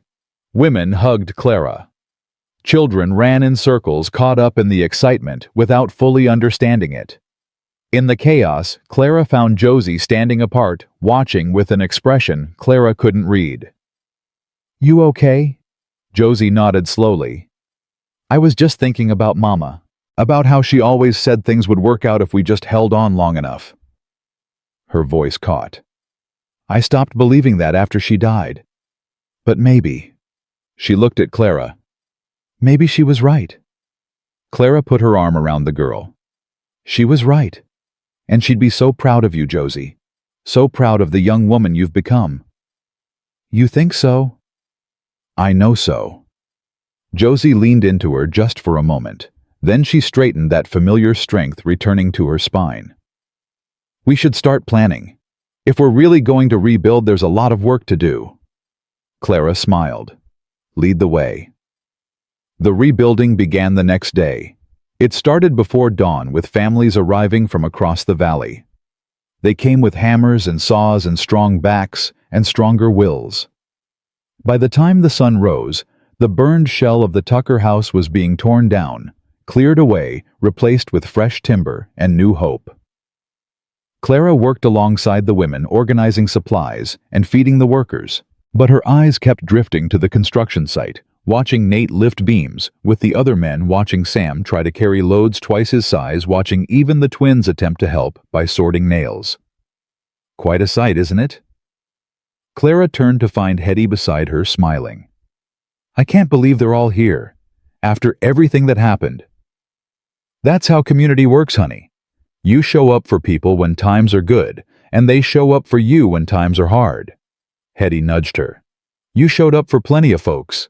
This is just them returning the favor. I didn't do it for favors. I know. That's why they're here. By the end of the first week, the frame of the new house was standing.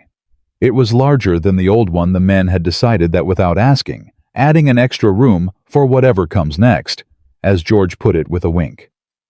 Clara pretended not to understand, but she understood. The second week brought unexpected visitors. Clara was kneading bread in the Blackwoods kitchen when Josie burst in. Someone's coming up the road, a woman in a fancy carriage. Clara's hands stilled. A woman, with gray hair, mean-looking. Clara's blood ran cold. She walked outside on legs that didn't feel like her own. The carriage had stopped in the yard, and climbing down from it, her face pinched with displeasure, was Edna Whitfield. So it's true. Edna's voice was sharp as broken glass. You've landed on your feet. Found another family to sink your claws into. Clara couldn't speak. Couldn't move. 3 years of fear and shame rose up in her throat, choking her. What do you want? Nate's voice. He appeared beside Clara, his hand finding hers. You're not welcome here.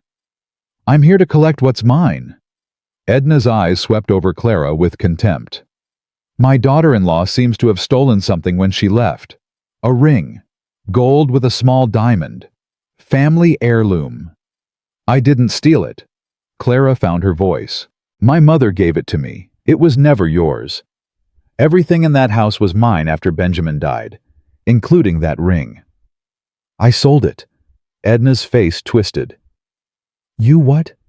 I sold it. To help this family, the family that took me in when you threw me out in the snow to die. How dare you? No! Clara stepped forward, and something in her face made Edna step back. How dare you? How dare you come here after what you did? After the lies you told? After you tried to destroy me?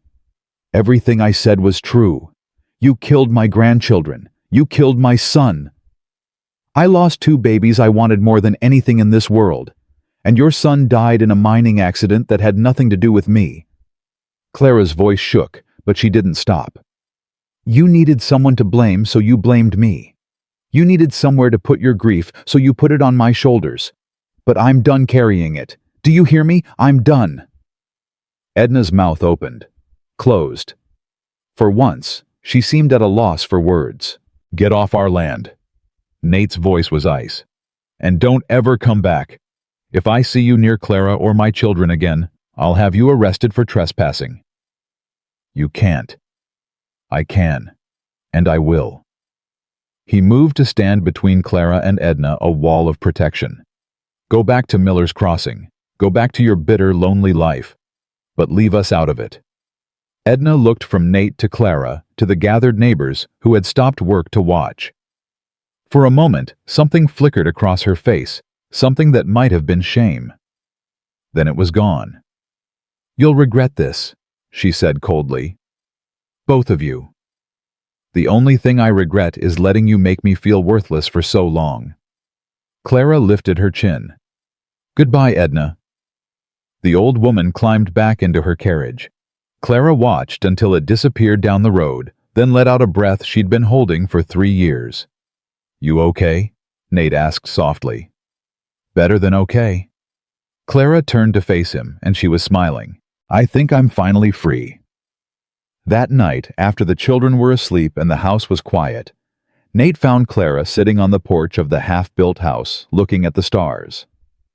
"Can't sleep." She shook her head. "Too much thinking." He sat down beside her close enough that their shoulders touched. "Thinking about Edna. Thinking about everything. About how much has changed in just a few months. About how different my life is now. Good different or bad different?" Clara turned to look at him. This man who'd pulled her from the snow, who'd given her shelter and purpose and love, who'd stood beside her through accusations and fire and fear. "The best different," she said. "The kind I never thought I'd have." Nate reached into his pocket and pulled out something small. "I've been waiting for the right moment to give you this. Figured now's as good as any." He opened his hand. In his palm lay a ring, simple, gold, with a small diamond that caught the starlight. Clara's breath caught. That looks like—" "I tracked down the jeweler you sold your mama's ring to. Bought it back." Nate's voice was rough. "I know it's not the same as getting it from her directly, but I figured you should have it, to remember where you came from." Clara's eyes filled with tears. "Nate, there's more." He shifted, and suddenly he was on one knee in front of her. "Clara Whitfield, I know I'm not much to look at. I've got more gray hair than since 5 children who could drive a saint to drinking and a ranch that's held together with spit and prayers." She laughed through her tears. "But I love you. I love how you fight for the people you care about. I love how you never give up even when giving up would be easier.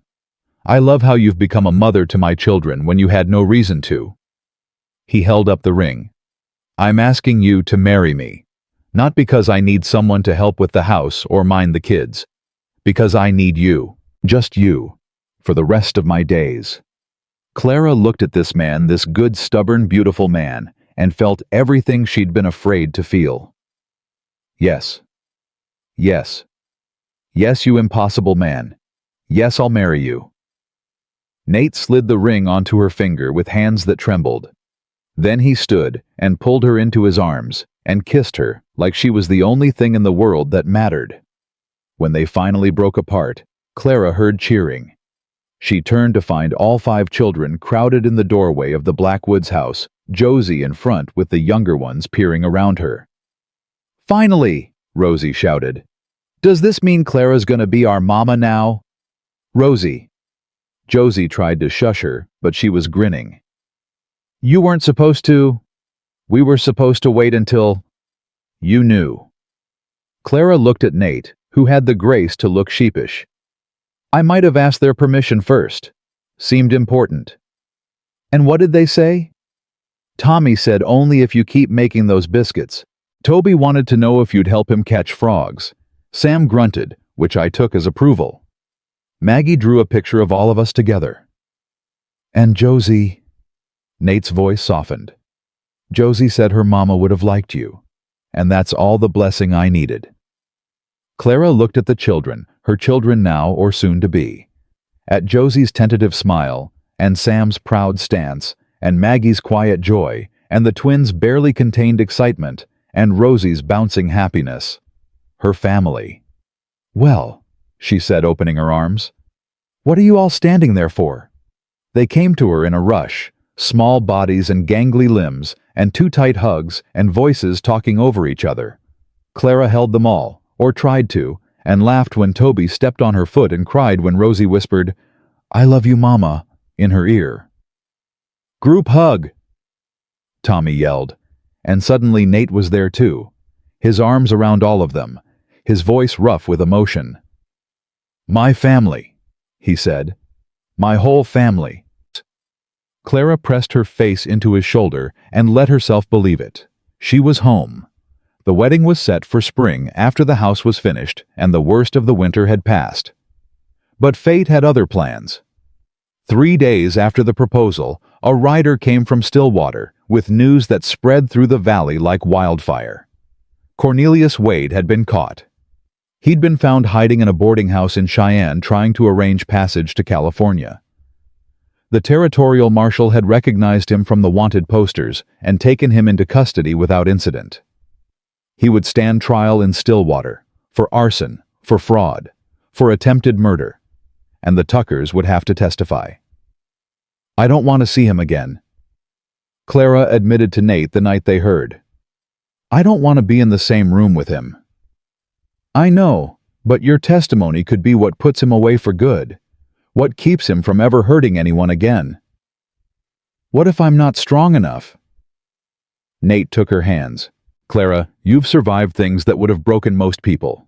You've faced down Edna Whitfield, stood up to Wade in front of the whole town, walked through fire to save children who weren't even yours yet. If that's not strength, I don't know what is." "What if I fall apart on the stand? What if I can't?" "Then I'll be there to catch you. I'll be right there, and you can look at me whenever you need to remember that you're not alone." Clara drew a shaky breath. "You promise?" "I promise." The trial lasted 3 days. Clara testified on the second day. She walked into the courtroom on trembling legs, took the oath with a voice that barely shook, and told her story.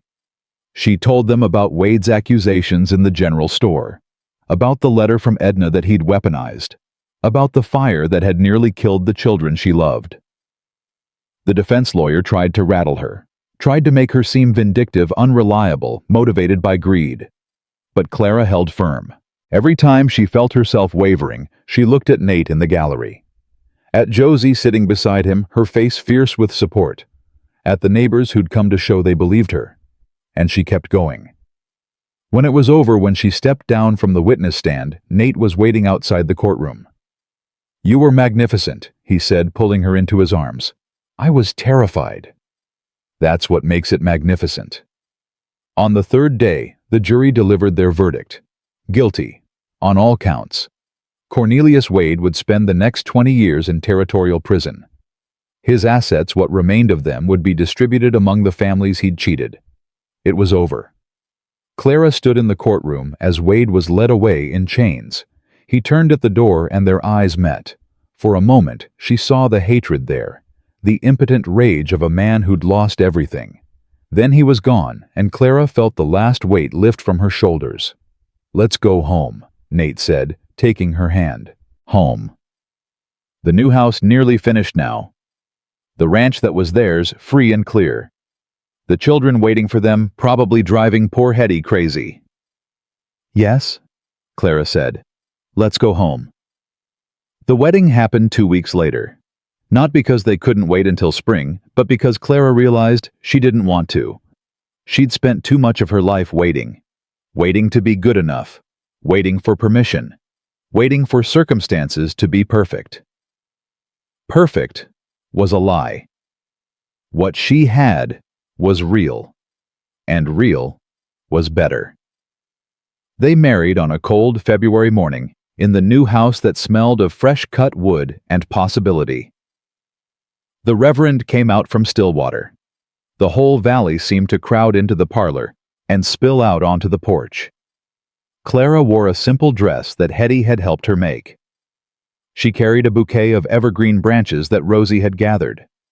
Her mother's ring, returned to her remade into something new, glinted on her finger. And when the Reverend asked if she took this man to be her husband, Clara's voice rang out clear and strong. "I do." Nate's voice was rougher, thick with emotion. "I do." "Then by the power vested in me by the Wyoming Territory, I pronounce you husband and wife." The kiss that followed was brief. There were children present after all, but it held everything. Promise, commitment, love. "Ladies and gentlemen," the Reverend announced, "I present to you Mr. and Mrs. Nathaniel Tucker." The cheering shook the rafters. Later, after the food was eaten and the dancing was done and the guests had finally gone home, Clara stood in the kitchen of her new house, her house, and marveled at how different her life had become. 3 months ago, she'd been thrown out into the snow with nothing but a carpet bag and her shame. Now she had a husband who loved her, children who needed her, a home built by the hands of a community that had chosen to stand with her. Penny for your thoughts. She turned to find Nate in the doorway, his tie loosened his hair, mussed from where Rosie had insisted on fixing it. I was just thinking about how wrong I was. About what? About everything. Clara moved toward him, let him pull her into his arms. I thought being barren meant I couldn't be a mother. I thought being divorced meant I couldn't be loved. I thought being cast out meant I had no worth. And now I know that family isn't about blood. Love isn't about deserving. And worth. She pressed her hand to his chest, felt his heart beating strong and steady. Worth is about what you give, not what you can produce. Nate kissed her forehead. Took you long enough to figure that out. I had a good teacher. Mama. Rosie's voice drifted down from upstairs. Can you come tuck me in? Clara smiled. Mama. She'd never get tired of hearing that. Coming, sweetheart? She started toward the stairs, then paused. Turned back to look at Nate. Thank you, she said, for finding me on that road, for bringing me home, for giving me everything I didn't know I needed. Thank you for staying, he replied, for not giving up on us, on me. Clara held his gaze for a moment longer, letting herself feel the full weight of gratitude. Then she headed upstairs to tuck in her daughter. Her daughter. The words felt right. Finally, blessedly right. Spring came slowly to the Wyoming Territory that year, like it was testing them. But Clara didn't mind the wait. She'd learned that good things took time. The new house was finished by the end of March. Every room smelled of fresh pine and new beginnings. The children had chosen their own spaces, the twins sharing one room. Maggie getting her own corner with a window that faced east for the morning light she loved to draw in. Sam taking the small room near the stairs, because he said he needed to be close in case anyone needed him at night. Rosie had insisted on sleeping in the room next to Clara and Nate's. So I can hear you if you have bad dreams, she'd explained seriously. I'm very good at chasing bad dreams away. Clara had kissed her forehead and said that sounded perfect. Josie had surprised them all by choosing the room farthest from everyone else. When Clara asked if she was sure Josie had smiled a real smile, not the guarded one she used to wear. I don't need to be close to feel safe anymore, she'd said. I know you're here. That's enough. Those words had stayed with Clara through the long spring days, through the planting and the calving and the endless work of running a ranch, through the small arguments and the big laughs and the quiet moments that made up a life. She was here, and it was enough. But life on the frontier never stayed quiet for long. The letter arrived on a Tuesday, delivered by a writer Clara didn't recognize. He handed it to her without a word and rode off before she could ask questions. The handwriting on the envelope made Clara's heart stop. What is it? Nate was beside her in an instant, reading her expression. It's from Miller's Crossing. Clara's voice was barely a whisper. From Dr. Moore, the physician who... She couldn't finish. Nate took the letter from her trembling hands. You want me to open it? Clara nodded. She watched his face as he read, watched it go from concern to confusion to something she couldn't identify. Nate. What does it say? He looked up at her, and there were tears in his eyes. Clara, you need to sit down. Just tell me. Dr. Moore says he's been reviewing his old case files, going through them for a medical journal article he's writing. Nate's voice shook. He found something in your records, something he missed before. Clara's knees buckled. Nate caught her, guided her to a chair. He says the condition he diagnosed you with, there's new research from doctors back east. It's not what he thought it was. What are you saying? Nate knelt in front of her, taking both her hands. Clara, he says you might not be barren. He says the miscarriages, they might have been caused by something else, something that could be treated. The world tilted. Clara gripped Nate's hands like they were the only thing keeping her anchored to the earth. That's not possible. He wants you to come to Miller's Crossing, wants to examine you again with new methods he's learned. Nate's voice cracked. He says there's a chance. A real chance. Clara couldn't breathe. Couldn't think. For 5 years she'd carried the word Barren like a brand. She'd built her entire identity around what she couldn't do, what she couldn't give. And now this doctor was saying it might all have been wrong.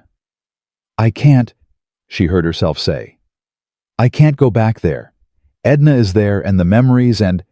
You don't have to go anywhere. Nate squeezed her hands. If you don't want to pursue this, we won't. We have 5 beautiful children who love you. That's more than enough for me. But what if... What if nothing? Clara, look at me. He waited until her eyes met his. You are not defined by whether you can have babies. You never were. Whatever this letter says, whatever the doctor finds, it doesn't change who you are or what you mean to this family. Clara's tears spilled over. I'm scared. I know. What if I go, and he says it was wrong? What if there is a chance and I lose another baby? Then we grieve together. We heal together, just like we've done everything else. And if I don't go, if I just ignore this? Nate was quiet for a long moment. Then he said, That's your choice to make. Only yours. But I know you, Clara Tucker. I know you'll wonder. You'll lie awake at night asking yourself what if, and that wondering will eat at you. He was right. She knew he was right. I need to think. Take all the time you need. Clara spent 3 days thinking. She walked the fields watching the new calves wobble on unsteady legs. She sat with Maggie while the girl drew, marveling at how her art had changed, brighter, now fuller of life. She listened to Sam talk about the horse he was training, heard the pride in his voice, the confidence that had replaced his guilt. She let Tommy and Toby drag her on an expedition to find the best frogs in the whole territory, came home mud-splattered and laughing. She braided Rosie's hair and told her stories, and held her when she woke from nightmares about fire. And she talked to Josie. It was Josie who finally helped her decide. They were in the kitchen doing dishes together, a routine they'd fallen into without planning time that belonged just to them. Papa told me about the letter, Josie said quietly. Clara's hands stilled in the soapy water. He did. He said you're scared to find out, scared of hoping. He's not wrong. Josie was quiet for a moment, scrubbing a plate with more attention than it needed. Then she said, When Mama was pregnant with the baby, the one that didn't make it, I asked her if she was scared. Clara's throat tightened. What did she say? She said being scared just meant you had something worth protecting. That brave people aren't the ones who don't feel fear. They're the ones who feel it and keep going anyway. Clara set down the dish she'd been washing. That sounds like wisdom. She was pretty smart. Josie looked up, and her eyes were bright. You're smart too, and brave. And I think if there's even a chance you could have a baby of your own, you should find out. Even if it means I might not be able to, even then. Josie reached over and took Clara's wet hand. Because at least you'll know. And knowing is better than wondering forever. Clara looked at this girl, this young woman who had lost so much and found a way to keep her heart open anyway. Who had fought against Clara's presence and then fought for it. Who called her mama now without hesitation. When did you get so wise? Josie almost smiled. I had good teachers. Clara made her decision that night. I'll go, she told Nate. But I want you with me. I wouldn't be anywhere else. And the children? Hetty's already offered to stay with them. She said something about teaching Tommy and Toby to be civilized, but I think she was joking. Clara laughed despite herself. God help her. God help us all. They left for Miller's Crossing 3 days later. The journey took 2 days by wagon. Clara spent most of it in silence, watching the landscape change, remembering the last time she'd traveled this road. She'd been broken then, empty, sure that her life was over. Now she was going back, but everything was different. She was different. You okay? Nate asked as they approached the town. Ask me again in a few hours. Moore met them at his office, a small building near the center of town, unchanged from Clara's memories. He was older now, his hair entirely gray, but his eyes were kind. Mrs. Tucker? He shook her hand warmly. Thank you for coming. I know this can't be easy. It's not, Clara admitted, but I needed to know. The examination took over an hour. Clara lay on the narrow table, staring at the ceiling, trying not to think about all the times she'd been in similar positions. Trying not to remember the blood and the pain and the crushing disappointment. When it was over, Dr. Moore asked her to get dressed and meet him in his office. Nate was waiting there, his face tight with worry. Clara sat beside him and took his hand.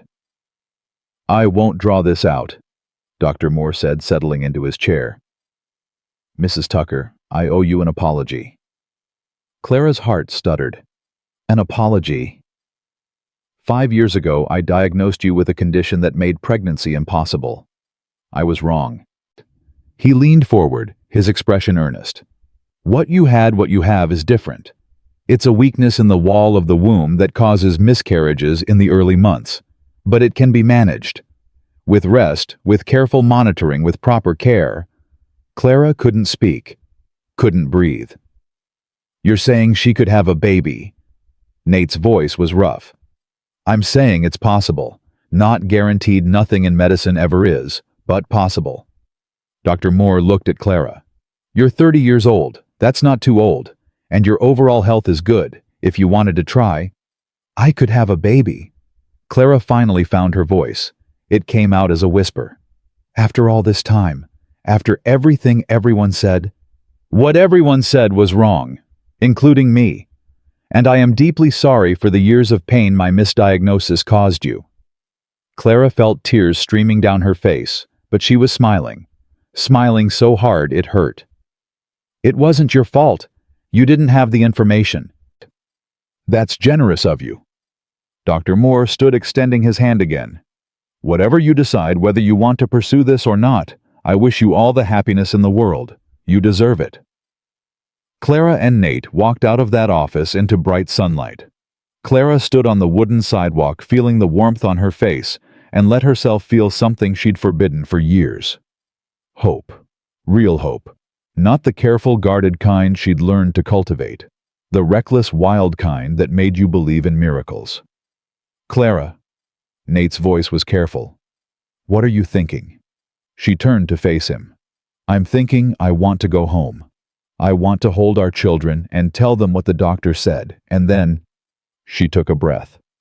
Then I want to talk about whether we're brave enough to try. Nate pulled her into his arms, right there on the street, not caring who saw. I love you, he said into her hair. Whatever we decide, whatever happens, I love you. I love you too. They started home that afternoon. The children were waiting on the porch when they arrived, alerted by some mysterious child sense that always knew when parents were approaching. Rosie ran to them first, throwing herself at Clara's legs. You're back! You're back! Did you bring presents? Rosie, Josie scolded, but she was smiling. Let them breathe. Clara knelt down to Rosie's level, then opened her arms to include them all. They came, all 5 of them, even Sam, who usually pretended to be too old for hugs. I missed you, Clara said, her voice thick. All of you. We missed you too, Tommy said. Toby cried. I did not. Did too.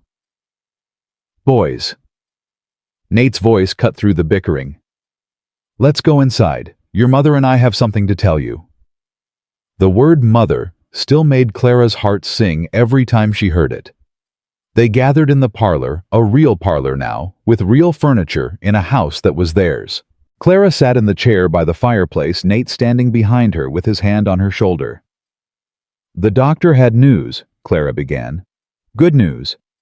5 faces watched her waiting. For a long time I believed I couldn't have babies. The doctors told me something was wrong with me, and I believed them. But today, the doctor said they were wrong. Silence. Then Maggie quiet. Maggie spoke up. Does that mean you could have a baby? Maybe. The doctor said it might be possible. More silence. Clara watched the children process this information, watched emotions flicker across their faces. Surprise, confusion, and something else she couldn't quite read. Would that baby be our brother or sister? Rosie asked. Yes, sweetheart. If we have a baby, it would be part of this family, just like all of you. Rosie considered this. Then she nodded firmly. Okay, I want a sister. I have too many brothers. The tension broke. Everyone laughed, even Sam, who was trying very hard not to. But Josie wasn't laughing. She was looking at Clara with an expression that was hard to read. Josie, Clara asked gently, what are you thinking? I'm thinking. Josie paused, choosing her words. I'm thinking that you already are a mother, to us. And having a baby won't change that, right? We'll still be yours. Clara's heart cracked open. She stood cross to Josie and took the girl's face in her hands. Listen to me. You are my daughter. Not because I gave birth to you, but because I chose you. Because you chose me. And nothing, not a new baby, not anything will ever change that. Do you understand? Josie's eyes filled with tears. I understand. You were my first child, Clara said softly. The first one to let me be a mother. I will never ever forget that. Josie threw her arms around Clara and held on tight. And Clara held her back, this girl who had fought so hard and come so far, and thanked God for the 1,000th time that she'd been found on that frozen road. The months that followed were the happiest of Clara's life. They didn't try for a baby right away. They wanted to settle in first to make sure the family was solid, to give the children time to adjust to the idea. But they talked about it in whispers late at night, in quiet moments, stolen during busy days. And in the fall, when the leaves turned gold and the air grew crisp, Clara realized she was late. She waited a week before telling Nate, then 2. She was afraid to hope, afraid that saying it out loud would somehow make it not true. But her body kept insisting. The tiredness, the tenderness, the way certain smells made her stomach turn. Finally, she couldn't keep it to herself any longer. Nate. She found him in the barn mending a bridle. I need to tell you something. He looked up, saw her face, and went still. What is it? I think... She swallowed hard. I think I might be pregnant. The bridle fell from his hands. You're sure? Not completely, but I'm late, and I feel different, like I did before with the others, but... She pressed her hand to her stomach. But stronger this time, more certain. Nate crossed the space between them in 2 strides and gathered her into his arms. Clara. I know it might not. I might still... Stop. He pulled back to look at her, and there were tears on his cheeks. Whatever happens, we face it together. Remember. I remember. Then stop borrowing trouble. Right now, in this moment, you might be carrying our child. Let that be enough. Clara took a shaky breath. Okay. He kissed her forehead. Now, how do we tell the children? They decided to wait. Clara was only a few weeks along, and after everything that had happened before, she didn't want to raise hopes that might be dashed. But keeping the secret was harder than she'd expected. Josie figured it out first. You're pregnant, aren't you? Clara nearly dropped the pot she was washing. What? You've been sick every morning for 2 weeks. You get tired in the afternoons, and you keep touching your stomach like there's something precious there. Josie's voice was matter-of-fact, but her eyes were bright. I'm not a child. I notice things. Clara set down the pot and turned to face her daughter. I'm not sure yet. It's early. Anything could happen. But you think you are? I hope. Yes. Josie was quiet for a moment. Then she did something unexpected. She stepped forward and hugged Clara tight. "I'm happy for you," she whispered. "I really am. You're not scared, not worried about what it means for you and the others." "I was, at first." Josie pulled back. "But then I remembered what you said, that you chose us, that nothing would change that." She almost smiled. "I believe you. I meant it. I know. That's why I believe you." The weeks passed. Clara followed Dr. Moore's instructions sent by letter: rest when she could avoid heavy lifting, eat well, stay calm. The last part was hardest. Every twinge, every cramp, every moment of spotting sent her into a spiral of fear. But she kept going, kept hoping, kept believing that this time might be different. And then one morning in early December, something changed. Clara woke to a feeling she'd never experienced before. Not pain exactly, but movement, the tiniest flutter like butterfly wings deep in her belly. She lay perfectly still, afraid to breathe, afraid to break the spell. The flutter came again, stronger this time, unmistakable. "Nate." She shook him awake. "Nate, wake up." What's wrong?" He bolted upright, already reaching for her. "Nothing's wrong." Clara was crying now, tears of joy streaming down her face. "I felt it. Nate, I felt the baby move." His hand covered hers on her stomach. They lay there together, waiting, hoping, and then they both felt it. A tiny kick against their joined palms. "Oh God!" Nate's voice broke. "Clara, that's our baby! That's our baby!" They stayed like that until the sun came up, feeling their child move, crying and laughing and holding each other. When they finally went downstairs, all 5 children were waiting in the kitchen. Josie had made breakfast, the others were clearly bribed or threatened into helping, and the table was set with wildflowers in a jar. "We know," Sam said before either adult could speak. "Josie told us." "You did." Clara looked at Josie, who shrugged. They had a right to know, and they needed time to ask questions. "What kind of questions?" Rosie raised her hand like she was in school. "I want to know if I can name the baby." "You cannot name the baby," Tommy said. "You'd name it something stupid like Princess Flower." "That's a beautiful name." "It's a terrible name." "Children." Nate's voice cut through. "We haven't even gotten to eat breakfast yet." "But can I?" Rosie persisted. "Name the baby." Clara and Nate exchanged a look. "We'll all help choose the name," Clara said diplomatically, "as a family." "That means no," Toby translated. "That means we'll see." Breakfast was chaos as usual. But underneath the bickering and the laughing and the passing of biscuits, Clara felt something new. A sense of rightness, of completion. She looked around the table at these children, her children, and at the man who had given her this life, and she understood something she'd been struggling to articulate for months. She wasn't just happy, she was whole. The baby came in April during a spring storm that rattled the windows and made the children huddle together in the parlor. It was a hard labor, 12 hours of pain that made Clara certain at times that she wouldn't survive. But Hetty was there, steady and calm, and Nate held her hand through every contraction, and Dr. Crawford had ridden out from town despite the weather.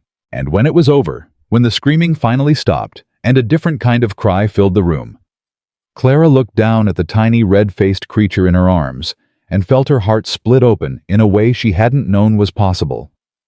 "A girl," Hetty said, tears in her eyes. "A perfect, healthy girl." "Let me see her." Nate's voice was rough. "Let me see our daughter." Clara shifted so he could look. The baby blinked up at them with unfocused eyes, her tiny fist waving in the air. "She's beautiful," Nate whispered. "Clara, she's beautiful. She's ours." Clara couldn't stop crying. "Nate, she's really ours." They named her Hope. It was Josie's suggestion, offered shyly the day after the birth. "Because that's what she is," Josie explained. That's what you had when everyone told you not to, and that's what she represents for all of us, a new beginning." Clara had pulled Josie close and cried into her hair and agreed that it was the perfect name. Hope Tucker, the sixth child of their family, the one that proved miracles could happen. But Clara knew, even as she held her newborn daughter, that Hope wasn't the miracle.